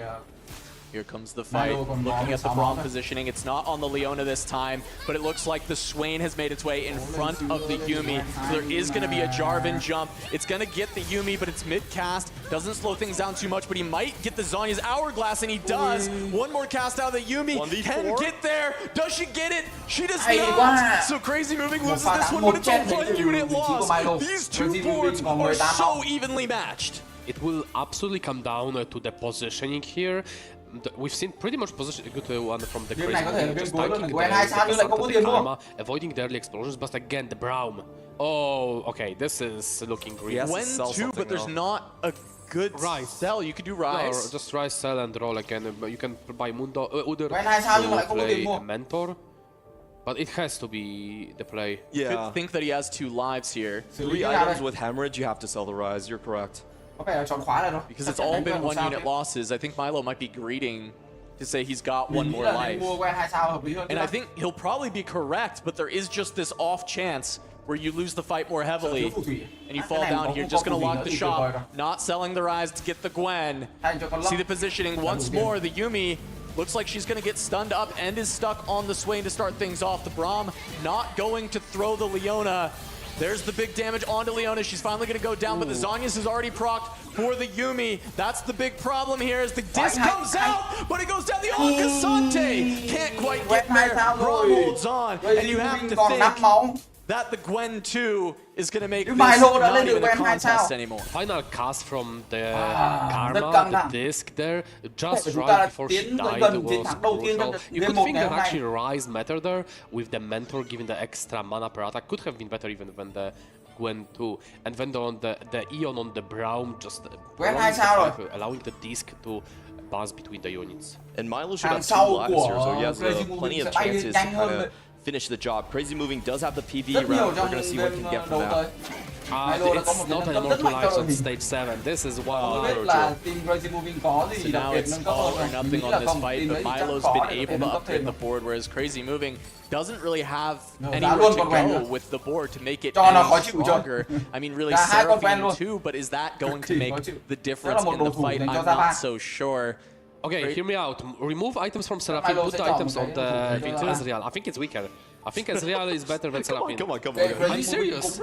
She's too slow. Ezreal actually does more damage than Seraphine. Maybe not than Seraphine 2 though, right? And he's actually even going to make a copy to Seraphine 2. We'll see about this AoE. I mean, he's just got to try something, right? See what he can do. He gets more value from the Tesla coil as well by having the Shadow Clone. It will also be dealing damage as we're going to see Milo versus Crazy Moving. Last bastion for each team to see who will win game 1. First is all that matters. Leona holding on to the tank in the front line. Putting on the damage. The Zhonya's has proc. Everything's gone. Too much from the Gwen. And Virtus Pro take game 1. What a close game that was. We had T1 with massive HP advantages on stage 3. We thought this is exactly where they want to be, but their rerollers, they look really bad. Bintum stuck on that 1 GP, and also the contest from Dooney Jujing against Treasure Hunt not working out. As you mentioned on the start of the game, the Battle Academia doesn't cap as high as Sorks, especially once you reach the Braum 2, Gwen 2. Even through the Zhonya, he was unable to stand against Sorks. I mean, big problem there was Milo hitting all the Sorks before SCSC had a chance to do so. Having a stronger Sorcerer player does mean your cap-out potential is too high, and Dooney taking that 8 and the team play from Virtus Pro to make it happen and get NCC1 out of there made all the difference. Even though we've seen the out position every round on the Battle Academia Prodigy player, it still wasn't enough to take down the Sorks. All right, well, we will be sending this over to the analyst desk to break down our first game before we get the rest of this semifinal. The Giant Slayers have done it again, starting off this best of 3 semifinals with such an incredibly close win against T1. Yeah, I mean, I think it's got to be a huge sigh of relief going to that one. I mean, admittedly, though, it did come down to the wire at the tail end a bit, especially to have Crazy Moving as one of the final 2 in there as well. It felt like a real proving ground for Virtus. Yet again, Crazy Moving was the all-star for T1, but in the end, Milo takes that win. We saw how close it was. The Poro fans from Braum allowing Milo to stay alive. The last-minute upgrade on the Gwen 2, despite 2 Gwens being held by Crazy Moving, also could have completely changed the outcome of that last fight. Both of these fast 8 players, Milo did get very fortunate on level 8, hitting Karma 2 on 4-3, hitting a Braum 2 on level 8. That helped him so much with preserving HP later on. Yeah, we're looking at the performance here from VP, and this is kind of like what we wanted to see, right? Like yesterday, every single match that we had was like a 2-0, and it was like quickly done, and it wasn't necessarily as much of a trial and a test, especially when we were looking at the side of T1. So this is that first real hurdle that we're seeing in their road to that finals. I do want to take a chance as we got the replay up here to kind of highlight one of the factors for Virtus Pro that I felt made a big difference in this one. Of course, we know Treasure Hunt is enormously strong, but we saw the story of the 7 coming in. That's kind of another sort of vector for just getting more resources onto Virtus Pro side to give them that small edge they needed to overcome. That was a random selection from Gold Destiny. It's not really considered the strongest reroll augment right now compared to Treasure Hunt, but Marius made it work as a GP player for VP. NTC1 was a designated player trying to play for Cassante. He was target grief by T1. We talked about the strategy all throughout the tournament. Holding so many Cassantes, not letting him hit the all out. Hit the Akali 2, stabilized, but still it was an 8th place in the end, or 7th. And Junius Juni as well. Clement touched on it. The 2 reroll players for T1 did not really stabilize on stage 3, especially Bintum. You have to think, the first GP game he plays the entire tournament, he was not able to hit a GP2 until 4-6, so just really unlucky for the T1 player. Yeah, especially with too much value set up there. That's absolutely crazy. I mean, you know, looking back from earlier in the game, it suddenly looked like a game which was going pretty well for T1. You know, coming into the deep parts of stage 3, you know, multiple players towards the top. We've seen it from so many games before. You know, get the lead, get advantage, shove the other team out of the game. And Kian, as a reroll player, he usually is a player that has a 10-win streak coming to stage 4, playing Mundo Jin, unkillable in the early stages, then falls off. In this game, he came into stage 4 at 50 HP on a loose streak. Treasure Hunt gave him Innervating Locket for the Mundo, which made him unkillable in stage 4. He went back to preserving HP and ended up just barely getting to the top 4 to allow Milo to become the victor to win the entire series, or the entire game in that first game of the series for VP. So as always for VP, a team effort. Everyone on the team did their part, and Milo this time was that MVP in this game 1.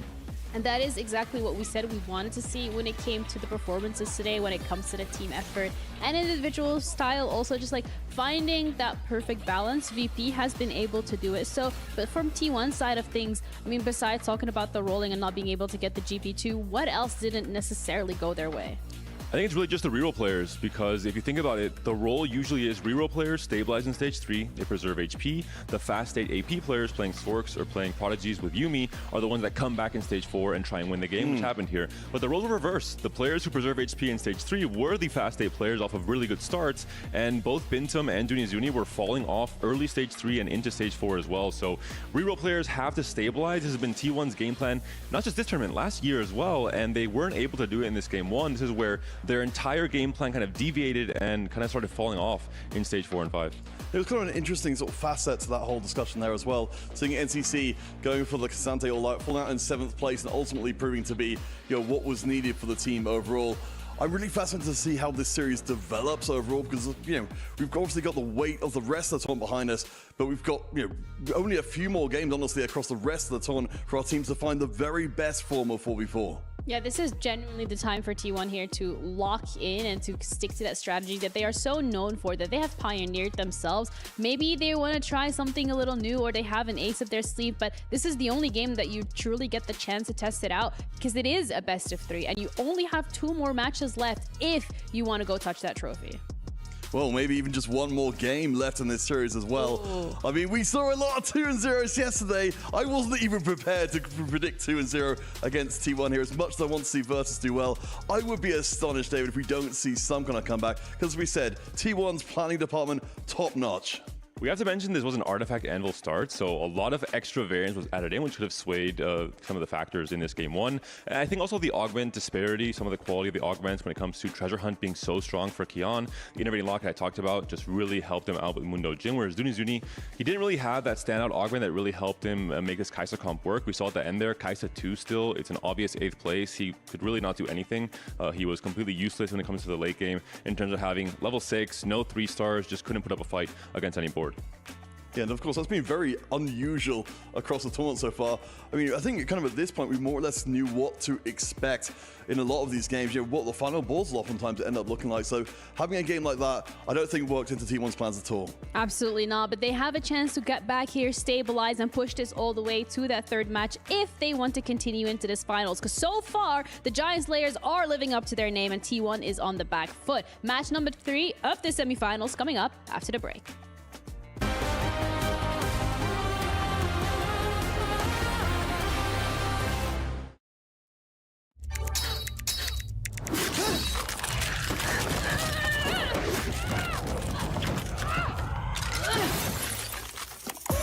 Reach your impossible. Lenovo Legion.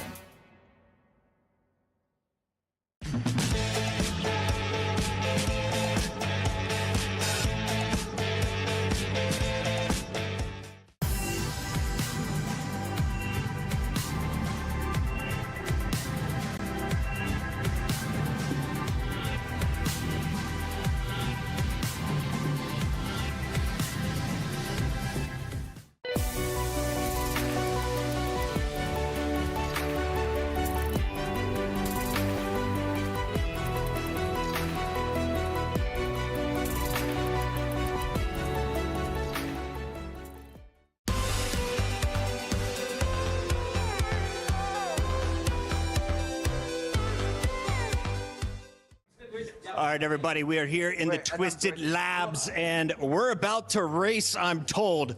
We've got some of our TFT Arab commentators on the excellent stream, and of course, Dawood, are you ready to race? I'm excited. Do you know how to race? I don't have a driver's license.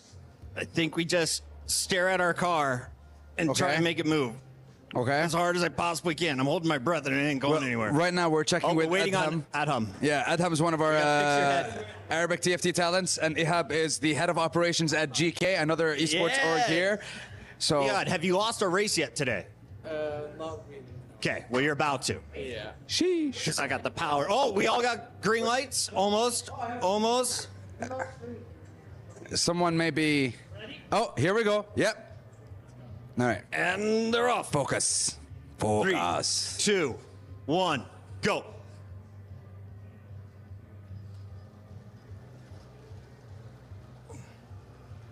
With the power of focus, I command you to drive faster. Bucket, I'm you definitely the can blue drive. car, by the way. I don't know which car I I'm am. Yeah. Come on, move, move, move. Faster, faster. Come on, baby, come on. Use the force. Use the force. Around the corner, faster, faster, faster. No more braking, no more braking. Oh, nothing but focus. This is me. Why you am I can't push the braking? car. You can't push the car. No touchy. Clearly, my brain is too powerful. We stalled out on the left turn, but we're gonna get there next time. In the meantime, congratulations to our other casters. God, Dawood, Adham, whoop me again.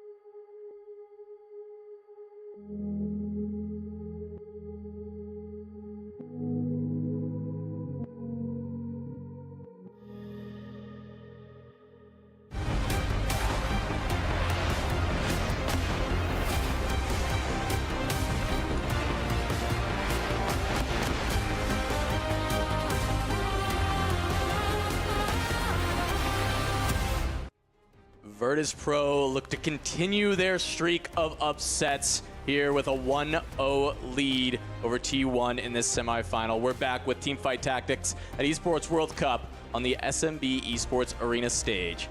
Casanova joined by Alan and Clement here on the cast as we get into game 2 of our first semifinal of the day. Surprisingly tight game 1 right there. If I'm T1, I'm actually feeling okay. I had 2 unplayable reroll spots, but I still took it to a tiebreaker. I had a 2v1 edge at the really end. If I have better luck, I'm expected to take this series longer. I mean, what happens if you get another unplayable game like this?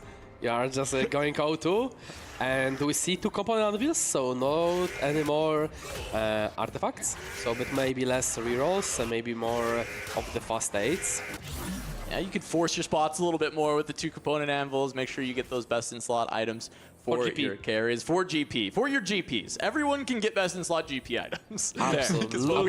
Zonia will be pivotal. We do jump on board with Milo, our hero of the last game for Virtus Pro, being able to win in that 1v2 at the end against crazy moving in SCSC, who have been avoid at most cost that Braum. So try to position Cassandra into it, make sure the Cassandra tanks the Karma, so you avoid the early explosions. Big note from that first fight, Jarvan didn't get to... Oh, you're very upset, Spaghetti. Yeah, the Caitlyn hasn't really been played by anyone outside of Weibo Gaming To that likes be the the Caitlyn play. face. You could think that he has 2 lives here. 3 items with Hemorrhage, you have to sell the Rise, you're correct. That's a Có vẻ là chọn khóa rồi đó. Because it's all been 1-unit losses. I think Milo might be greeting to say he's got 1 more life. Mua quen 2 sao hợp lý hơn. And I think he'll probably be correct, but there is just this off chance where you lose the fight more heavily.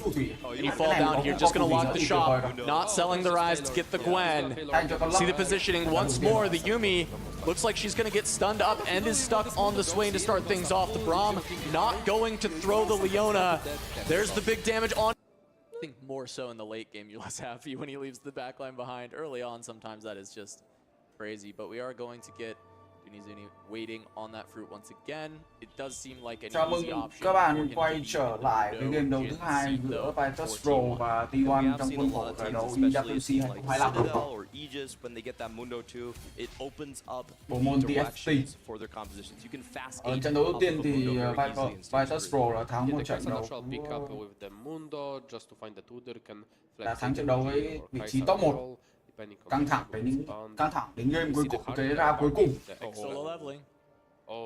Còn Gwen 2 sao, cả mã 2 sao đã giúp cho Milo chiến thắng. There might be Mundo 2 coming with the solo leveling. Trận trước là mình nghĩ đến một trận điển hình trong cái cách chiến thuật chơi thông minh của Virtus Pro. Cái việc hy sinh, hiến tế, 2 người đồng đội là NCC1. Mình đoán là cô chính của Virtus Pro và Kian bán hết đi để chấp nhận vị trí thứ 4 cho Milo có thể được một chuỗi thắng 4. Ok, bây giờ vào đến trận đấu này, chưa có gì nhiều để nói, chúng ta có một cái như là một cái lõi liên quan đến bắt tỉa gồm đến từ vị trí của T1 Suni. Có vẻ là anh ta sẽ chốt luôn bài Mundo The Hin Reroll bắn tỉa. Đây đã có tận 2 con Mundo rồi. Bài này hợp lý thôi. Ian đã có một con. Typically likes to play their games with 2 very strong streakers. Có lẽ là chơi phù thủy là hợp lý. Maybe one of his teammates had a better spot for it.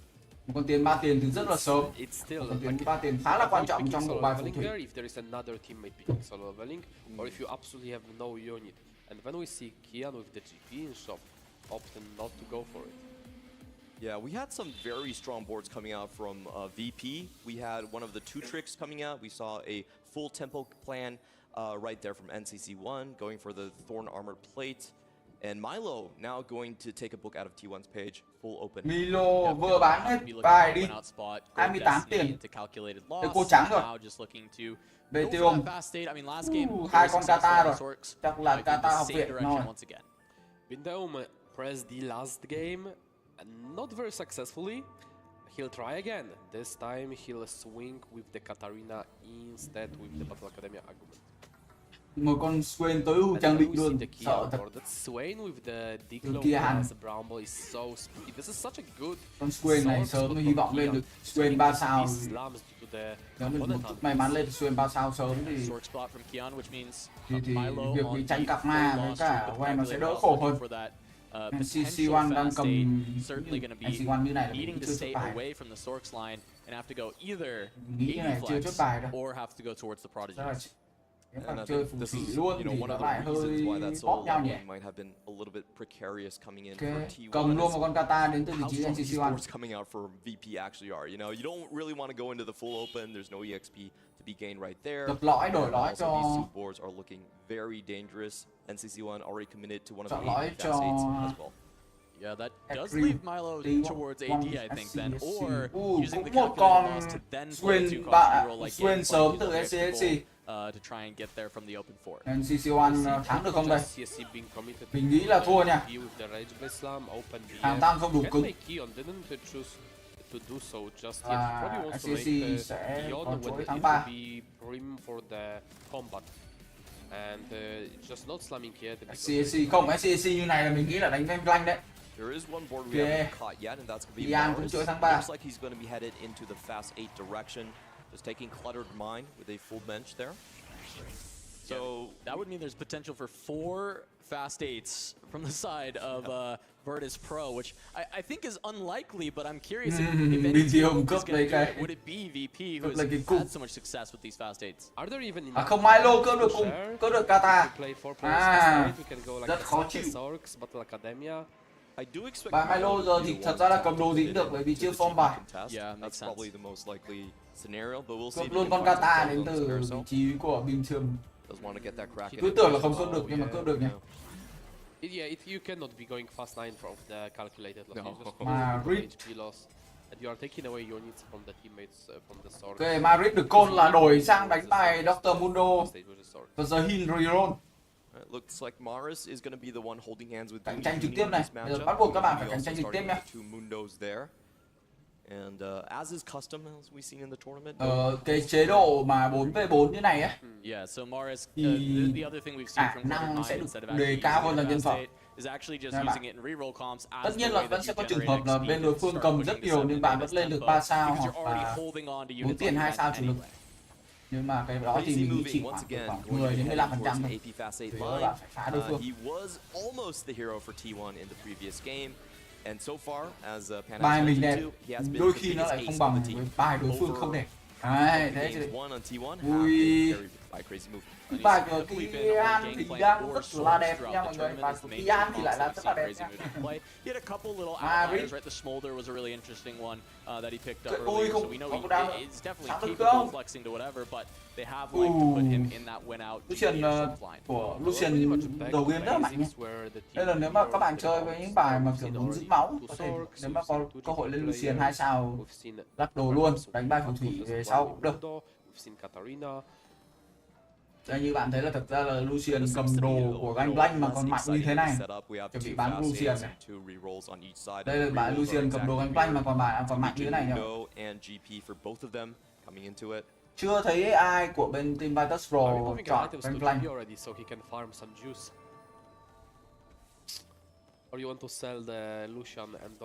Bài Ganh Blank trước của team Virtus Pro thì lên được 3 sao sớm nhưng mà bởi vì lại không phải là bài tứ. Thành ra là đồ, thành ra là sao top. Nhưng mà thường như bạn có Ganh Blank 3 sao sớm thì ăn vào top 4 của bạn sẽ ổn. Cắt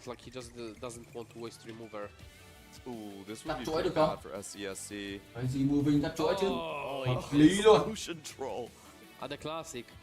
Ian yeah, so that is some friendly fire. Crazy moving was on a full loss and ends up taking out the win streak tới vòng quái, which was SCSC. And that will leave Kion as the sole win streaker and Milo as the sole loss streaker. So Virtus Pro kind of coming out on ahead in Econ in that stage 2. And this is the pivotal point, you know, Milo has to go into that contested GP line. How well he hits, how much gold he has, and when he rolls are a lot of the key differentiators for this GP test. I would say the back foot. Có vẻ như game này người chọn được yêu cầu đánh chuỗi thua là Milo khi mà anh ta đã yêu cầu trắng giai đoạn 2, 2.2, 2.3. But it's not gonna be the case here. You want to preserve the HP. It's a bit more valuable than a bit of more coins here and there. I think the fact that the calculated loss came from the gold destiny will mitigate the fact that you don't get to use the calculated loss to its full potential, because you're still going to get a little bit of extra gold from that gold destiny. So by just going to 6, looking at the gangplank, đánh chuỗi thua để làm gì? Econ Chọn Gangplank first into combat movement being kind of the better solution for Gangplank than the reverse frequently in this tournament when they are directly contesting, because this is just more money than what SCSC has to work with. And we see that Mayo is already sending it. Kata 2 luôn, hay quá. Hợp lý quá. Đang phá 2 bài luôn, bài Gangplank và bài Kata. Still is missing that Gwinsus and that Edge Crazy of Night. moving. Doesn't hit on either of them. Oh, he does. He does. Oh, okay, there you go. And he's just missing chain. The public kích trên thế thôi chứ không phải là bài thứ. does have a spare. Okay, those items are already slammed. The bow and the Yeah, it's all slammed. and the rod. He has an open sword, I think, and that's Được about con nữa không? Maybe a Ui, không belt. được con nữa. Milo chuỗi thứ Pretty 6. good loss. Tian Even hy if vọng you vẫn rolled, tiếp tục chuỗi just thắng. maintaining that loss streak, just providing a bit more of an icon is not too bad until it gets that GP2. While we see that SCSC is still on the GP1, didn't quite roll, lost the streak, a lot more. Chuỗi thắng 6 đến từ Kian. Vòng chọn lõi thứ 2 Take a look là at một the Bintum vòng board lõi here. bạc. He obviously has not Đây là lõi found bạc thì đơn giản Canary thôi mọi người. Looking for rolling for Không days. có It's quá going to settle nhiều for lõi. climb. CSC lên được rank 2 sao? Obviously, a lot of BA units being played there. And Katarina typically does die last on this board. Roll gần great hết combat tiền kill. thì lên được con Katarina 2 SCSC sao. also gets the GP2. Vậy là ổn nha mọi người. Ở giai đoạn đầu này cầm bài của người ta như vậy là ổn rồi. Stabilize this stage. They're both on double combat Augs as well with these hits, so I think it's very likely that they're going to be able to find a lot of wins. Roll hết tiền mới lên được con Katarina 2 sao. Into stage 4, especially with, you know, just having this Battle Academia augment in and having the 5 of the trait online. Also followed up by the climbed ladder, which is really good in the vertical Battle Academia, and then having already the upgrades, being able to stabilize. Ok, gặp bài And we Kian didn't luôn. get to see it Không chắc lắm earlier, là but Kian Bintum để thắng game này did nè. hit over 9,000 on stage 2. So this is a win-out composition for him. Typically, we've seen the Katarina comp. If you don't find those radiants to add onto her, very difficult for that win-out situation. With over 9,000, there is a chance. I mean, just a matter of how much AP and mana regions she gets, where it's priority to get mana region. Once you Ổn get rồi. the 6 mana region, she Làm thành becomes tốt nhiệm vụ. Bên tiềm thua. Yep. Tiếp tục chuỗi tháng 7 này cho Kian. Though, with that fully itemized Swain for the front line, anchoring this win streak. So that win streak will not start for Bintum just yet. However, SCSC, after losing the win streak he had earlier to Crazy Moving, is going to be able cũng to một turn things con back banh 2 around. sao. Crazy Moving has been able to Vậy continue là- the streak after beating SCSC. Juni bài Just reroll very nhưng bây spot giờ for có Kian, just going fast 8 with the Sorks on the back of the 7 win streak. Khoảng And we 10 see there are tiền. 2 players contesting À, between con bài lõi đầy để of Maris and Donizoni. tức được. Ui, cầm đến 4 con Katarina từ I think Madrid rồi. across the Thêm với board, cả hình Milo như spot nãy is the cầm most 3 con nữa. dangerous, even after hitting Hiện the nãy Milo cầm 3 con nữa, hiện tại bên team free Fantasro đã cầm đến 7 con the Katarina. calculated losses is Ổn chứ great. hả? You want to lose streaks, but maybe it's a little bit too much. It's a 20 HP deficit compared to the 7th place player on T1 now. A 10 HP from Bintum. Yeah, but Bintum, of course, as we were talking about, hitting, you know, all of those combat Augs, hitting the Katarina, doesn't feel like Bintum's going to continue to free fall. Obviously, having a bad matchup into that just Milo chuỗi tháng turbo 7. tank Swain, À, maybe chuỗi this thua 7. Mundo will give the Kian chuỗi tháng similar 7. issues, but the Là unstoppable tốt nha mọi Augs người. put it pretty far Với away. câu tiền của The chúng ta đang Katarina, rất là tốt she is luôn. going to get backline access now. So, hey, you know what? You're right, Alan. Unstoppable on the Mundo, maybe not working out this time around, as Bintum is going to be able to find that win.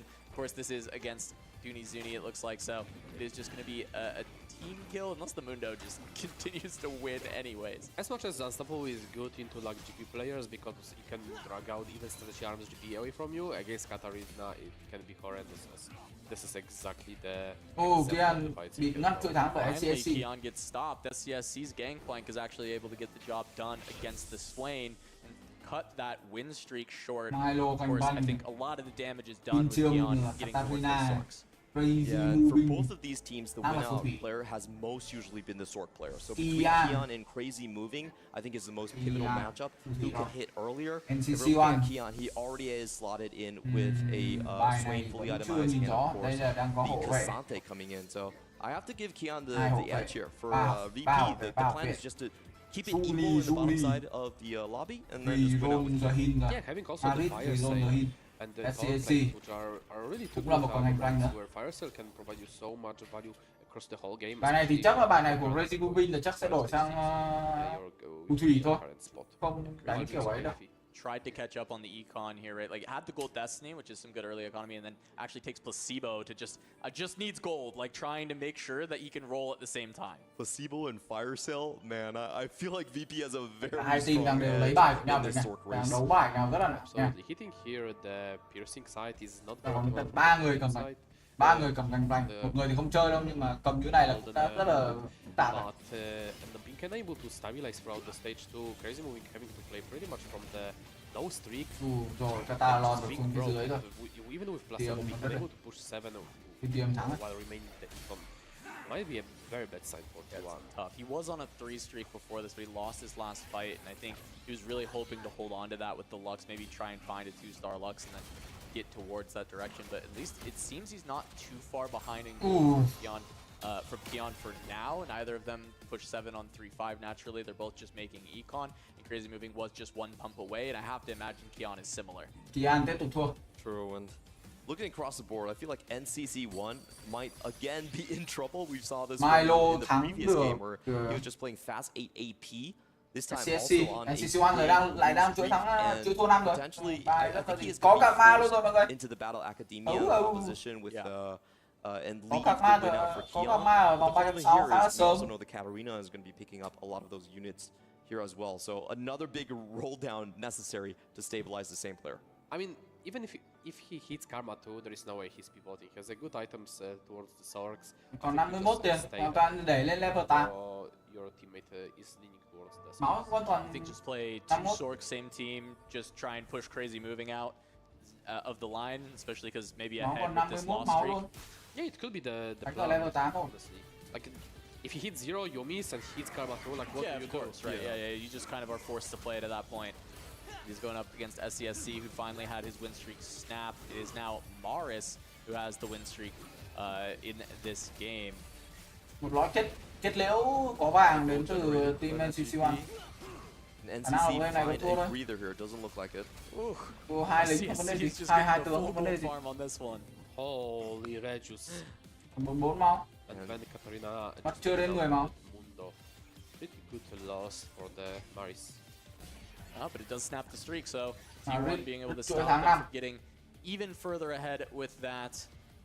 As NCC1 is still on our watch list. There's the NCC1 Chroma ơi. pair. So we are going to see that một con action of các ma nó tự Rudy ra. going down that sorcerer route, contesting his own teammate as well as Crazy Crazy Moving thì chưa có con các ma nào. You should always hold the karmas, even if you want to pivot out. Then you can kind of time the sell sale them later. Right? Yeah, and then have your teammate pick them up right afterwards. This is again another low roll game coming in for Bintum. I just checked his board. There's only 3 Katarinas, so that is being heavily played. Yeah. Có thể có cặp ma sớm ngay từ vòng đầu 4 chấm không? Cặp ma 2 sớm. Thêm một con phù thủy nữa được. Is it really low roll? Last game he low rolled. No GP2 until like stage 4. Không đẩy lên level 8 luôn. Mua phù thủy. Can't be too sad about it.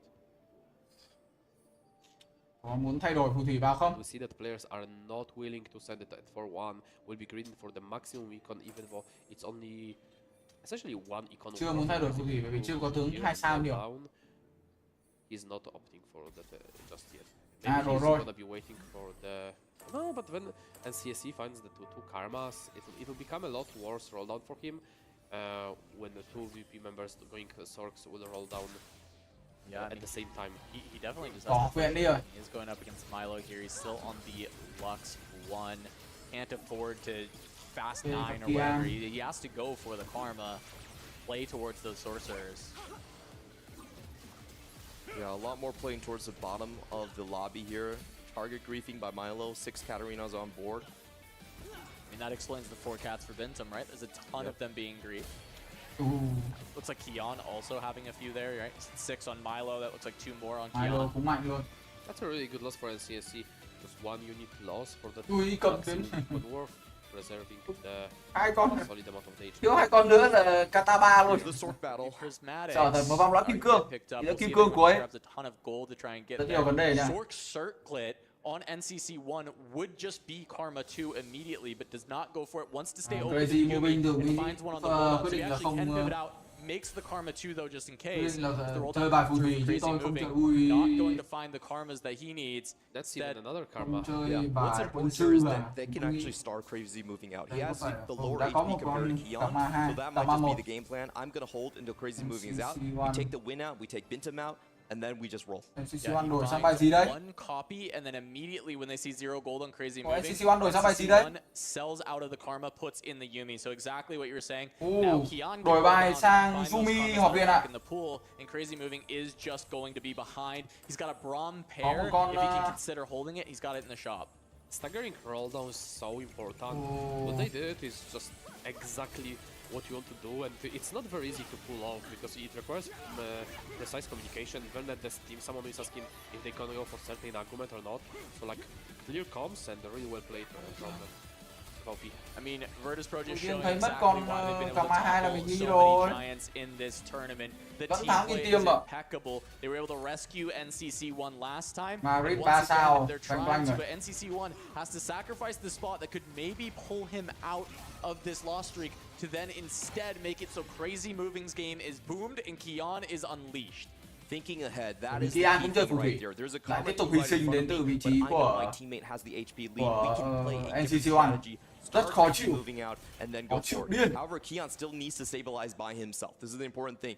The Karmas might be back in the pool. It's still up to you to find them. Yeah, they haven't been found yet, and that does mean that Crazy Moving can roll down every turn and might still find the Karmas first.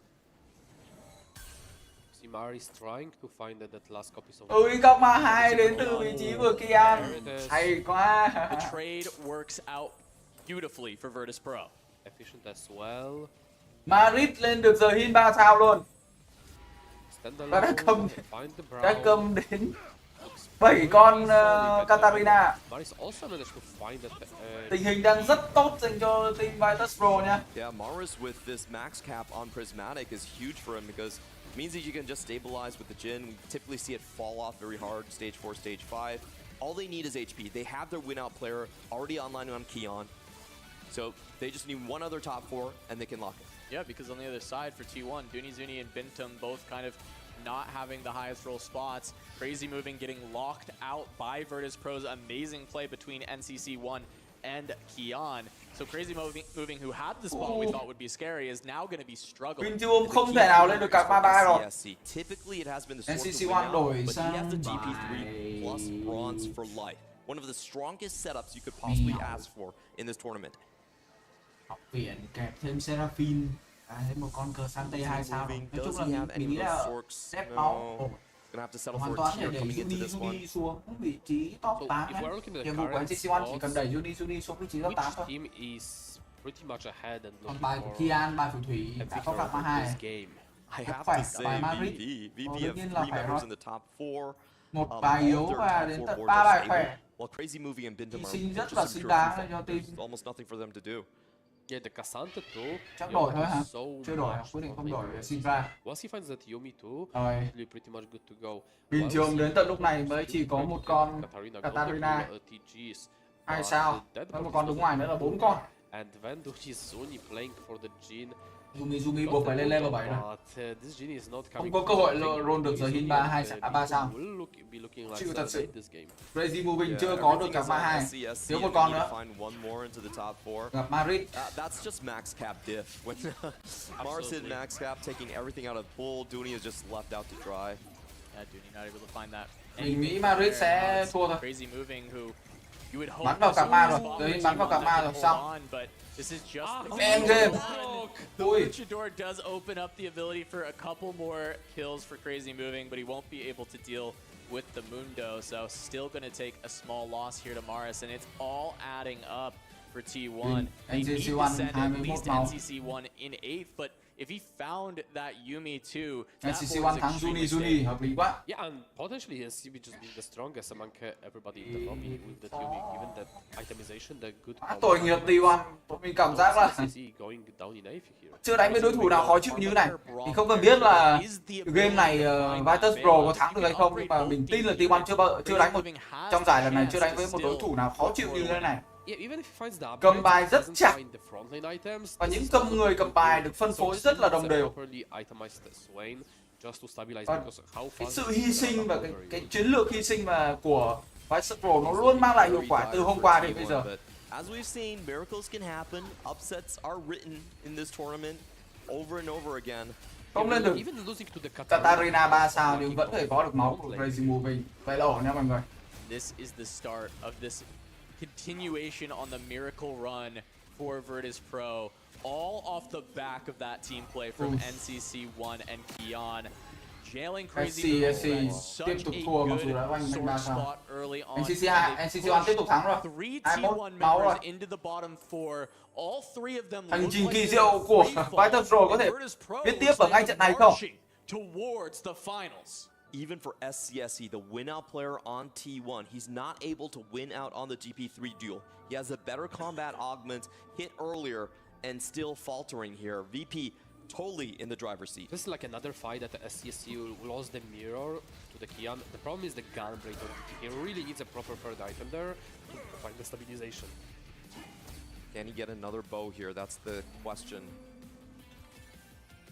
No bow! Find it, no bow, and you see the frustration on SCSC's face. He knew that's exactly what he needs to try Rất khó chịu đến từ game, and he's not gonna be able to chúng ta phải nhìn có thể nhìn thấy rõ sự khó chịu trên mặt SCSC. Tôi nghĩ là anh ta đã làm tốt nhiệm vụ của mình. Nhưng mà có vẻ như là T1 không có một người con team đầu óc dã man giống như là bên team Vitus Pro. Rất mạnh đến từ Vitus Pro. Quá mạnh đến từ Vitus Pro. Nếu mà họ tiếp tục đánh như này, mình nghĩ là chỉ cần hên một chút thôi là chúng ta hoàn toàn có thể vô địch giải đấu này. Hitting max cap when you're playing contested reroll, just getting ahead of other player, making it so much harder for other to kill. NCC1 gặp SCSC chắc là không thắng được đâu, bởi vì là con mèo mới một. Đằng tăng thì rất là cứng rồi đấy, đằng tăng là cực kỳ cứng, nhưng mà con mèo một thì đam thì không có bao nhiêu cả. Máu hồi rất nhiều đến từ mèo. Does get the shot from the gangplank to take out the backline. So now he has to deal with the upgraded Leona and upgraded Cassante. Finally gets through the all-out. The rate damage nhưng mà thua có 2 con thôi, ổn. Too late, Leona doesn't get it done. Ổn, còn 5 máu ổn. NCC1 còn 9 máu, Juni còn 5 máu. Mình nghĩ là nhiệm vụ của NCC1 là đã lại xong rồi đấy. Maybe that opens up another chance. Nhiệm vụ của NCC1 là xong rồi đấy. Crazy Moving also in free fall has not been able to find the Karma 2. Crazy Moving còn 10 máu thôi. Chúng ta có thể hoàn thể trong round tới chúng ta có thể đẩy tận 2 người của T1 out top 4. NCC đang cắn môi rồi. Crazy Moving vậy. Rất khó chịu. Crazy Moving không kiếm được con Gamma 2 nhưng kiếm được một con Gwen 2. Thì anh lắp đồ.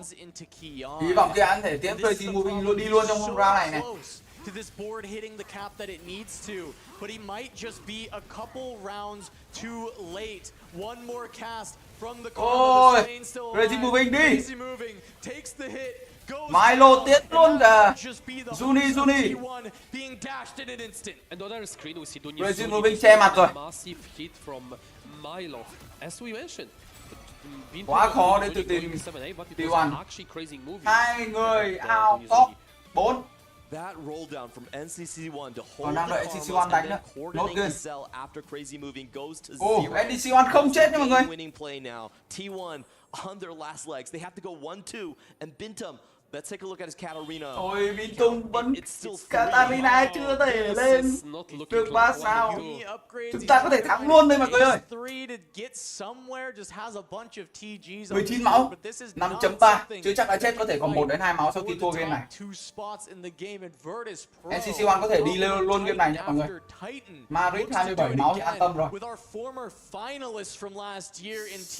Gặp SCSC hay quá, SCSC chắc là sẽ xem máu rồi. Vậy là T1 vẫn an toàn ở round này nhé. And the unstoppable one is VP. I mean, and we see another friendly matchmaking. Not something you want to see that early, especially when you need both players to. Ok, rút đồ gánh banh là quan trọng nhất vì chúng ta rồi SCSC xem máu. Hy vọng bên team, hy vọng NCC1 cũng được xem máu. But again, both of them need to be able to go 1 and 2. But they finally cut NCC1 loose. Ok, hiện tới NCC1 luôn. That will be job done. NCC1 for me might be the MVP of this series already. Game 1 holding on. NCC1 xứng đáng, mình nghĩ NCC1 là võ chiến thuật của Vitus Pro. On his own team, nếu mà vô địch thì sẽ là MVP của giải đấu này. NCC1 xứng đáng là MVP của giải đấu này, xứng đáng là MVP của Vitus Pro.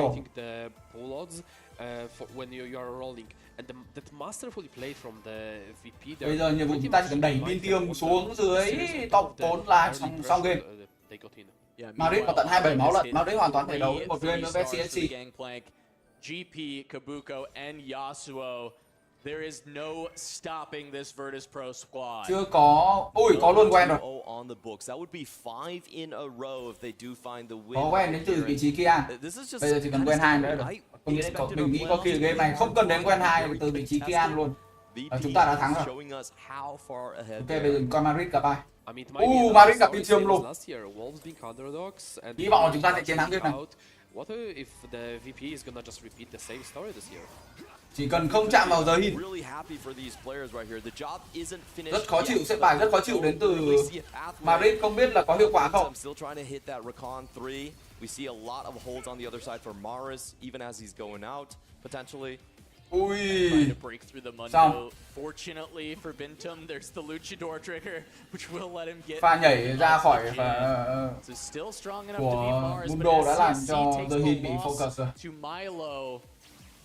Milo vẫn viện chuỗi tháng 12 rồi mọi người ạ. I don't know if they can get there. That's a lot of HP gone from the side. Không sao cả, nếu chúng ta out top 4 một người nữa thì chúng ta chỉ cần đẩy Pentium top 4 là được và chúng ta vẫn thắng nha mọi người.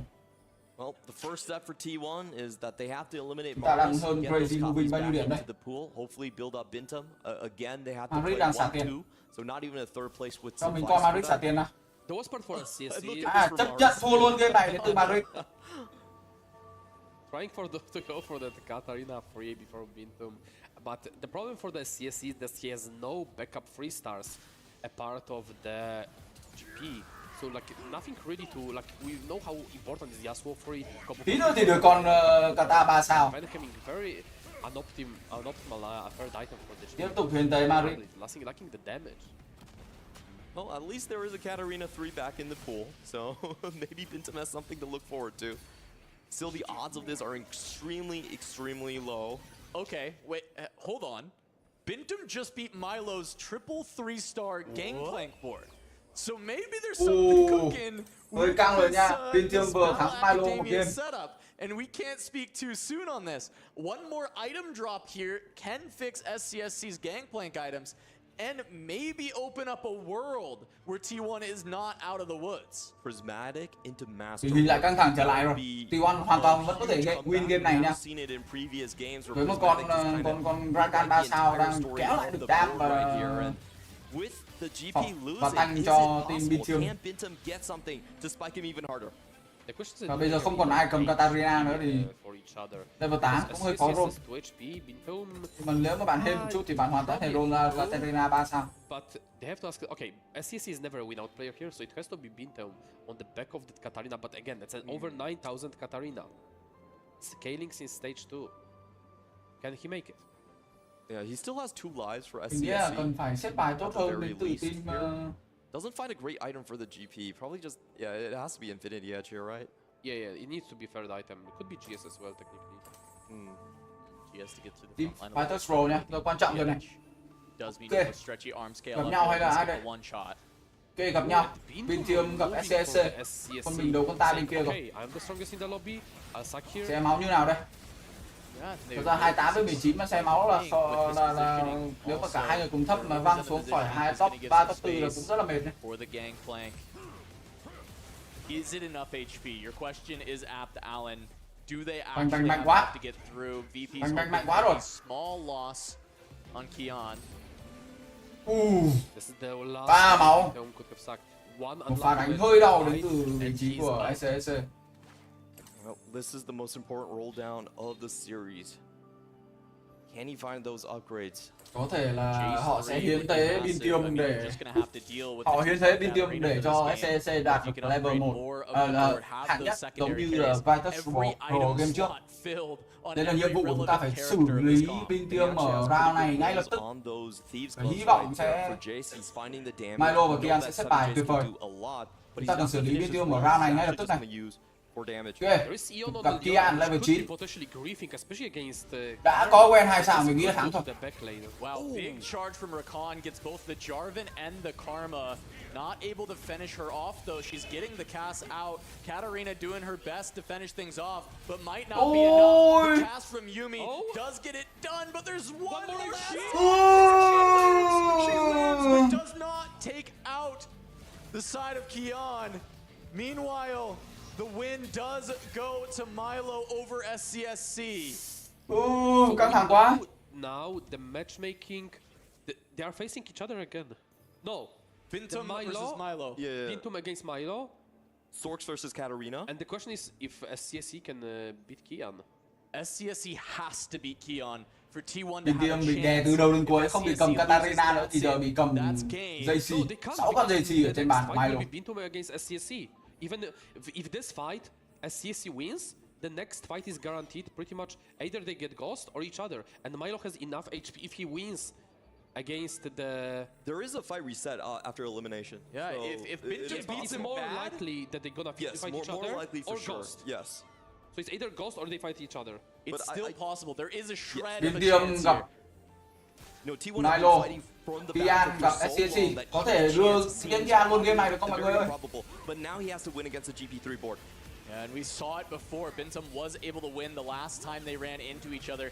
Can he get Ai? it once Thắng rồi. more? It looks SCSC like đi. the rest of the Bên board tường is đi không? falling, Yumi but has to there's do still it. more CC, and Yumi is scaling focused up, down the mine. firing away. But on the other side, SCSC has fallen to Kian, and that's it. Virtus Pro have toppled yet Ôi, Virtus Pro thắng rồi. taken down the grand finalists. Virtus Pro thắng rồi mọi người ơi. Và họ tiến vào trận chung kết. Finals of TFT at EWC. And who would Mình đã tập trung coi bản bên TIểng với cả bên mình không để ý. Hạ đương kim vô địch. Hạ quân thế giới và tiến vào trận chung kết. Tuyệt vời. Through the loser bracket up to the semifinals, taking such a giant as T1. And think about the prize pool implications here. That's going to be at least 500 points going into Đây là khoảnh khắc chiến thắng của team Virtus Pro. Đây mình đã tập trung vào coi trận của TIểng với cả Milo. Mình không để ý rằng là bên kia Kian đã xử lý SCSC và khi mà SCSC top 4 thì chắc chắn chúng ta chiến thắng. Beautiful play from VP. I know we've mentioned it so many times, but I cannot stop talking about that beautiful line from NCC1 and Kian to get crazy moving into the bottom four from what looked like such a wonderful Sork spot. I mean, you see what it takes, especially at this rất tươi. level of the competition. Tiếp tục là những cái ôm. It requires not only individual skill, but vào chung kết. Coordinating with the perfect comms, with the proper strategy, you can make it. Even if you might not have the best players individually, it can be made up by the team player. Domination from stage 2 augments. We saw the early Thorn plate. Kian, big win streak allows them to start crazy moving on, and VP also moves on. So big for VP to pick that up. Hoping that we get to hear it from them on stage with an interview in just a moment. VP Virtus Pro, Vietnamese Pro 2-0 against T1 and make it to the grand finals. I'm joined by Milo and Andrilla for translating. Ladies and gentlemen, sensational series here in the SNB Esports Arena. Milo, first of all, congratulations, 2-0 sweep. And I want to bring you back to that first game. 1v1 versus Crazy Moving. It went on for several rounds. When did you think the tide turned in your favor and that the game was going to be yours? Ok, xin chúc mừng Milo là mình đã giành chiến thắng 2-0 trong trận vừa rồi ha. Thì một câu hỏi dành cho bạn đó là ở trận đầu tiên đó là mình đối đầu rất là căng thẳng với lại Crazy Moving và có những khoảnh khắc nào mà bạn cảm thấy là thử thách và mình kiểu như là mình có lợi thế hơn đối thủ hay là không? Thực ra thì ở game đầu tiên thì tụi em đã chia bài khá là sai, nhưng mà sau đó thì vẫn có một số quyết định đúng đắn, nên là tụi em vẫn có thể giành được chiến thắng ở game đầu tiên. So in the first game, we have planned not very well, but then after that we pick it up and we, do it better, and then that's the reason why we could beat T1. I mean, you took them down 2-0. That is a commanding fashion, and that's a statement to every single team that's left here. You still have one more step, but during one of the interviews and one of the segments, you mentioned, you and the team, that top 8 was your KPI, and now you want to win the whole tournament. You're one step away from realizing that dream and making it a reality. Are the nerves setting in, or are you and the team just, you see it, it's right in front of you? Are you ready to take it?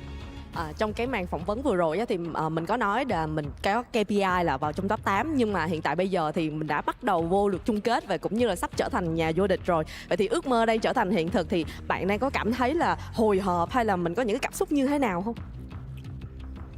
Thực ra thì chiến thắng với T1 hôm nay em cảm thấy không vui như hôm qua. Không biết là tại sao nhưng mà cảm giác là khá là bình thường. Là chắc là với cái phong thế này thì chắc chắn sẽ là một chức vô địch cho Việt Nam. To be honest, at this moment, for today, when winning T1, I don't feel like actually excited compared to yesterday, but I feel like pretty normal. So I think like if we keep this, stable performance to the final, we think we can bring the champions to Vietnam. I mean, I think that dream is going to become a reality because you have one more series to go. I mean, you managed to take down Falcons, you managed to take down Wolves. That's all 4 players, the reigning winners from last year. T1, Mouse, no one can stand in your way. And now we have one more thing for you. We have another key for you to crush. How do you feel about that one? Và xin chúc mừng bạn là mình đã đánh bại được 4 team mạnh trong cái mùa giải lần này, đó là Falcon nè, rồi T1, Mouse nè và Wolf. Thì bây giờ đến lúc mà mình sẽ tới cái màn mà mình nghiền nát chìa khóa của đối thủ. Bạn đã sẵn sàng chưa? Em đã sẵn sàng ạ. He's ready for the key crushing. Well, so are we. Ladies and gentlemen, we're going to crush some keys, so let's head on over back to the studio. The Giant Slayers have become giants in their own right. The students are now the masters. They slayed down T1 on their path from that lower bracket into the finals. This was not just a game of semifinals where 2 teams went up against each other. It felt so one-sided. Absolutely insane. I guess the curse continues from yesterday all the way to the semifinals as well. All in all, I think T1's game plan didn't quite pan out where they found their strength last year, and maybe we saw the weakness now with Dunizuni not even hitting a 3-star as a reroll player in both of these games. And Milo, what an all-star performance in back-to-back games, really carrying a lot of that load for TRspods. Yeah, I'm really glad he got his moment in the spotlight, but further to what your point, David, as the previous game, we saw some very, very brutal denial going on there, which we've only seen necessarily from a few of our different series, where teams have the opportunity just really to stomp all over one player and make sure they never, ever get going. Yeah, it was a really great showcasing here from VP with that curse continuing as you touch upon Panda. But all in all, I mean, they should be very proud of themselves with how everything went. Even adapting in this series, we talked about T1 having the strategy and the most evident out of all the teams, the target griefers, really singling out a single player, as you're mentioning, Counterfeit. And we saw the case there. Bintum, Katarina 3, unlucky, buddy. We're holding literally 9 copies of Katarina, and you're unable to hit, for example. Despite this, Bintum, I think, rose up to the challenge in this game, too. I think he played an excellent game. He made it very close until the very end. But VP just really showcased they deserve to be in the grand finals this year. Yeah, and further to your point from before, Giant Slayers adding on to the resume. I suspect we're getting very close to the point where they're going to look in the mirror and weep for there are no more giants to slay, and they have become the giants themselves. I mean, I would say that actually already is the case, being able to take this entire path from day one all the way to the finals already. So many teams that were in their way that they're able to get rid of. I feel like at this point they have transcended. They're no longer the underdogs coming into this. Like, they are the heavy favorites. There's the idea of you have to beat the best to be the best. And sometimes you say, I had an easy group, my quarterfinals was easy, whatever it is. But they really prove that you have to beat the best, and they did it. So the most deserved grand finalists we've maybe ever seen in TFT in terms of how hard their path was and how dominant they looked in this final test in the semifinals. And we've got to remember, of course, this was an APAC versus APAC discussion as well. So they're going to be able to bring it back much closer to home. Also, again, both these being second seeds coming out of their groups, they both took the very long journey to get to this point. So again, I don't think it could be any more earned. Yeah, T1 as well, we got to sing their praises too when it comes to their performance here. Like, as we already touched upon, they came through that lower bracket. Not an easy road for them to come through either. They had to play a lot of games as well. They were knocked down in that first day by Weibo Gaming, which was a little bit of a difficult matchup, probably the true test of their power. But now, here they fall. Their key is going to get crushed. This is the end of their journey, one stop earlier than last year's. I do think for T1, maybe some of their augments and their spots were much harder to navigate in this series. I think they were really tested in terms of what they could do to stabilize in Stage 3. Kian, in this case, being once again that win streak player for VP. So overall, T1, great run. Back-to-back top 4s is insane in TFT, a game that has so much variance, especially with a roster change, crazy moving. I think he'll be sticking to this roster for quite a while longer. He has definitely earned his spot with the rest of the boys. Well, yeah, I mean, even falling, as you said, one spot short of before, it's still an astonishingly high level of consistency for T1 to be putting out there. So I'm absolutely with David. I think it's going to be a team that's going to keep on developing and come back next year stronger. Yeah, for sure. But with that, VP is going to be moving into that final slot, and they also get to crush the key of T1. Another one added to their collection. And I mean, we keep on saying if, but at this point, maybe it's a when they win that trophy and they slay that finals giant along with VP. It's insane in TFT, a game that has so much variance. A final slot, and they also get to crush the key of T1. Another one added to their collection. And I mean, we keep on saying if, but at this point, maybe it's a when they win that trophy and they slay that finals giant along their way. This could be one of the keys that they're adding onto that. Is there going to be a flinch? That's the question. Please don't be nonchalant. I want to see them all fall down with the sheer force of the power of the T1 key. There we go. Ginny's happy. I will wait for the finals for the Stoic Masters to come out. Come on, a little bit of emotion never hurt nobody, but it's really nice to see in general just like how much particularly when you get over a hurdle you just weren't expecting to get over. I think a lot of times teams can kind of, have that cathartic moment, and then the energy sort of dissipates for them because, they never thought they were getting this far in the first place. So they're just not mentally ready for it. To then go on and win this series again, I mean, they've got a little bit of time to try and reconstitute that energy, but it's a big ask. The pressure of being signed to an org as legendary as Virtus.pro, of being on paper the second best team from Vietnam behind YBY1 with PSG's team, eliminating them in the qualifiers, making it to the main event and making it into the grand finals. What a statement from this team of four. What a statement of their growth as a team, as individual players. They've done okay individually in the past. They've made TAC rounds but haven't had those standout moments. Maybe this is now their time to really grow up into that S-tier level in TFT. Yeah, the mindset as well that we've seen from VP so far has been absolutely astonishing, and it's definitely a championship mindset that they had. With that, they do knock T1 out of the running, but T1 is also standing by with some words with Puckett ahead of their departure. Unfortunately, this is the end of the road here for T1, but your team went to finals day 2 years in a row. It's something that no other squad was able to do. What makes your team so strong? 너무나 아쉽게도 저희는 이제 여기까지 이제 여정을 끝내지만 그래도 유일무이하게 마지막 날까지 끝까지 2연속으로 간 팀은 저희뿐이거든요. T1이 강한 이유를 좀 알려주세요.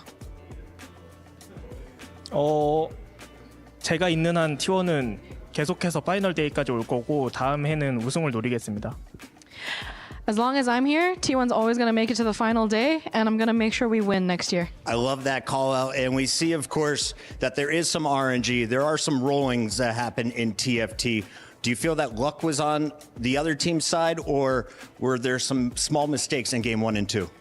아무래도 이제 운이 이제 달린 게임이기도 한데 이제 순수 좀 운이 버투스 프로의 편을 들어준 것 같나요? 아니면 저희도 좀 짜잘한 실수를 한 것 같나요? 저는 TFT라는 게임이 많은 사람들이 그런 운의 요소, RNG에 대한 요소가 많은 게임이라고 생각하는 걸 알고는 있지만 저는 개인적으로 그렇게 생각하지 않고 단순히 저희가 VP 상대로 첫 세트에서 부족한 모습을 보였기 때문에 두 번째 세트까지 기세가 밀려서 진 거라고 생각합니다. I know that the majority of people in the public tend to think that TFT is a luck-based game. I personally do not agree. And I think that, we made some minor mistakes against Virtus.pro in game 1 that led to our loss, and then momentum was on their side from then onwards. Thank you for writing that narrative. And final question for you. Of the 3 teams left in the tournament, do you think Virtus.pro, Aegis, or Weibo should be raising the trophy at the end of the day? 이길 것 같은 팀은 누군가요? 개인적으로 VP가 그냥 이겼으면 좋겠긴 한데 가장 강한 팀은 남은 3팀 중에서는 웨이보가 가장 강한 것 같습니다.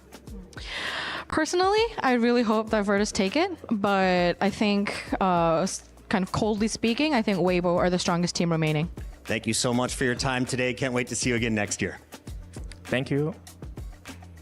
Thank you, Puckett. Weibo is the strongest team remaining. That is a really great statement because that is the next game that we're going to be having a look at. But also really nice to hear from T1's side of things that they are taking this loss as a learning opportunity to move forward and to really see how they can change coming into next year.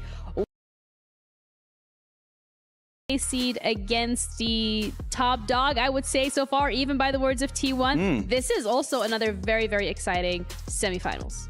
I will say Bintum is my GOAT, but not respecting Aegis, I can't say I agree with that one. I think it's going to be a very, very close matchup. I'm incredibly excited, Counterfeit, for this upcoming semifinals. Well, I mean, of course, I think one of the reasons why T1 were giving respect over to Weibo, who definitely have very big, final boss energy at this point, is because Weibo were the team that beat T1 right back at the beginning of the competition. So I'm fascinated to see how this one goes. Certainly, again, as we mentioned before, for EMEA, this is the furthest any EMEA team has ever gotten in EWC. I think it's all upside from here. He just certainly put on a hell of a performance before, so I don't know, I'm so fascinated to see how it matches up into Weibo. Weirdly enough, this could also just kind of be the first real test for Weibo. It seems very weird to say this into the semifinals, but group stage, they cruised through it. Quarterfinals, in theory, they were facing an underdog in EVOS, and that was also a clean sweep with a 2-0 win. They've already eliminated one EMEA team. Could it be that they have EMEA's number? We'll see in the semifinals against Aegis, but I think it's going to be very close. I think this group of 4 French players from EMEA is some of the best we could send on paper from our region as a whole. And I mean, CNTFT has been CNTFT since the very beginning. They always have that clutch factor when it comes to big events, especially when it comes to the end of these events, when it comes to grand finals. I mean, it's also worth noting that Weibo are the only team on a 4-game winning streak coming into this point. Everyone else has been giving over individual games across the place. So again, there's a ton of momentum on Weibo's side. I do, of course, as an EMEA caster, want to see Aegis do well, but I think it's a big ask for them. Yeah, and Weibo as well, heading into today, had a couple of words to share with us. So we're going to head over to our little interview to see what exactly that was. Hello, everybody. I'm here with Weibo as they are about to take the stage. And Weibo, you are China's last hope. How do you feel are your chances to make it to the final? 那你们现在作为全村最后的希望，就想问你，这次你觉得有多少信心能晋级到决赛呢？我们的目标就是把冠军留在CN赛区。Well, our goal is to retain the championship in the Chinese region. I love that. We're going to be seeing you match up against Aegis, one of the top squads from Europe. How do you feel you match up? 那你们要即将对战的是 A 支战队，他们是欧洲区最强劲的一支战队，就想问你觉得，对，就是打他们有多少信心呢？我们也是CN赛区走到最后的战队，所以我们觉得我们会赢。Well, we are. Even though we might not be a top seed, but we are the ones that have gone the furthest. So I think we come in here with full confidence that we're going to win. I like that. And final question. A lot of people may be new to watching 4 versus 4. What is the most impactful play you can make as a teammate? 就可能很多观众他们还不太习惯看这种4打4这种局面。那想你能不能也跟大家解释一下，就是在这种团队的模式之下，你能做出的最大的一种贡献，或给团队里面做出最大的一种贡献一种措施是什么呢？其实我们团队的分工非常明确，每个人都可以打好上线位和下线位，然后每个人都可以打牺牲位这样子。I'll say it's a lot about like team coordination because in our team everyone has very defined roles, but in each role we can all play for the top place, or we can play like a sacrificial role for the last place. So there's a lot of flexibility involved, and I think having a good strategy, a good idea of how the game, or rather having a good plan to adapt to wherever the game has to offer is what makes it key. Adaptability is key. Best of luck in your next match. Back to you guys. Weibo Gaming going up against Aegis, and we heard it from the man himself. Flexibility here, Clement, is their strength and is the key to winning. Yeah, Weibo is such an interesting team to look at because they are the counter-meta kids. They are the team that has played the least Gangplank. They prefer to pull the chair from under you, while other teams are overcommitting on that reroll. They're saying, you know what? We can take these items. We can play the Cassante. We can play something else like the Jace Caitlyn. So very creative team coming into this one.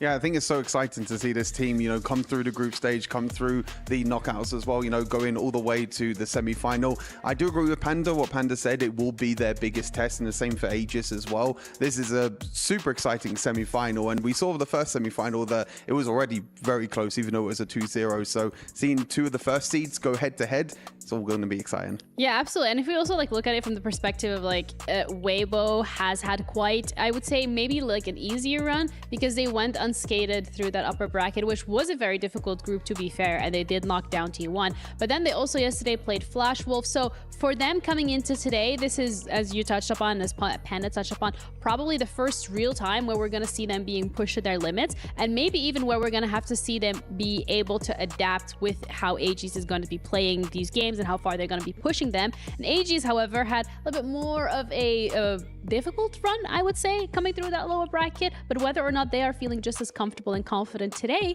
we have an interview with them as well. Hey everybody, it's Puckett here with Aegis, and this is your semi-final matchup. You are 2 wins away from playing in the grand finals at EWC. What's going through your head this morning? Yeah, like you said, we just need to win 2 games. That should be doable, so let's just do it fast. In most of your wins, I've seen you go with clean 2-0s. Who has been the star of your squad so far? I mean, there is no star. It's like a team game, so... We've kind of seen that. If it comes down to you and a teammate versus 2 other opponents on the other side, have you been scouting what Weibo has been doing? They talked about having clearly defined roles on their team. I think that's a weakness, because you need to, if you want to be at the top, you need to be able to play everything. And having roles, I think it's weird and inefficient, so... Understood. Final question. Is Europe going to prove they're better than China? Yeah, of course. Game on. Yes, of course. The confidence coming through here when we're looking at the Aegis players and just the road that they've had so far. I think it's a very well-earned confidence. 100%. I mean, they are EMEA's last hope. We don't get too much success in TFT for EMEA, so it's nice to see an EMEA representative here in the semi-finals. Was able to speak to Padavol just behind as well, just before he had the interview, and he says the team is full of confidence coming into this series. He expected Weibo to be here in the semi-final against them, and if you look overall, they've been very, very dominating. Across the whole entire tournament, including the closed qualifiers and the open qualifiers, they've only dropped 4 games in 9 whole series. So you can see that the momentum is with them. They've had a lot of pressure, obviously, behind them with EMEA, and of course, the French scene being so big as well in teamfight tactics. And overall, it's going to be very exciting to see them coming into the semi-final. A lot of personal stories for them as well. If you think about Opale, the best French player to not have an international event that they participated in, Potty Bowl as well. It's taken him 11 sets to get back to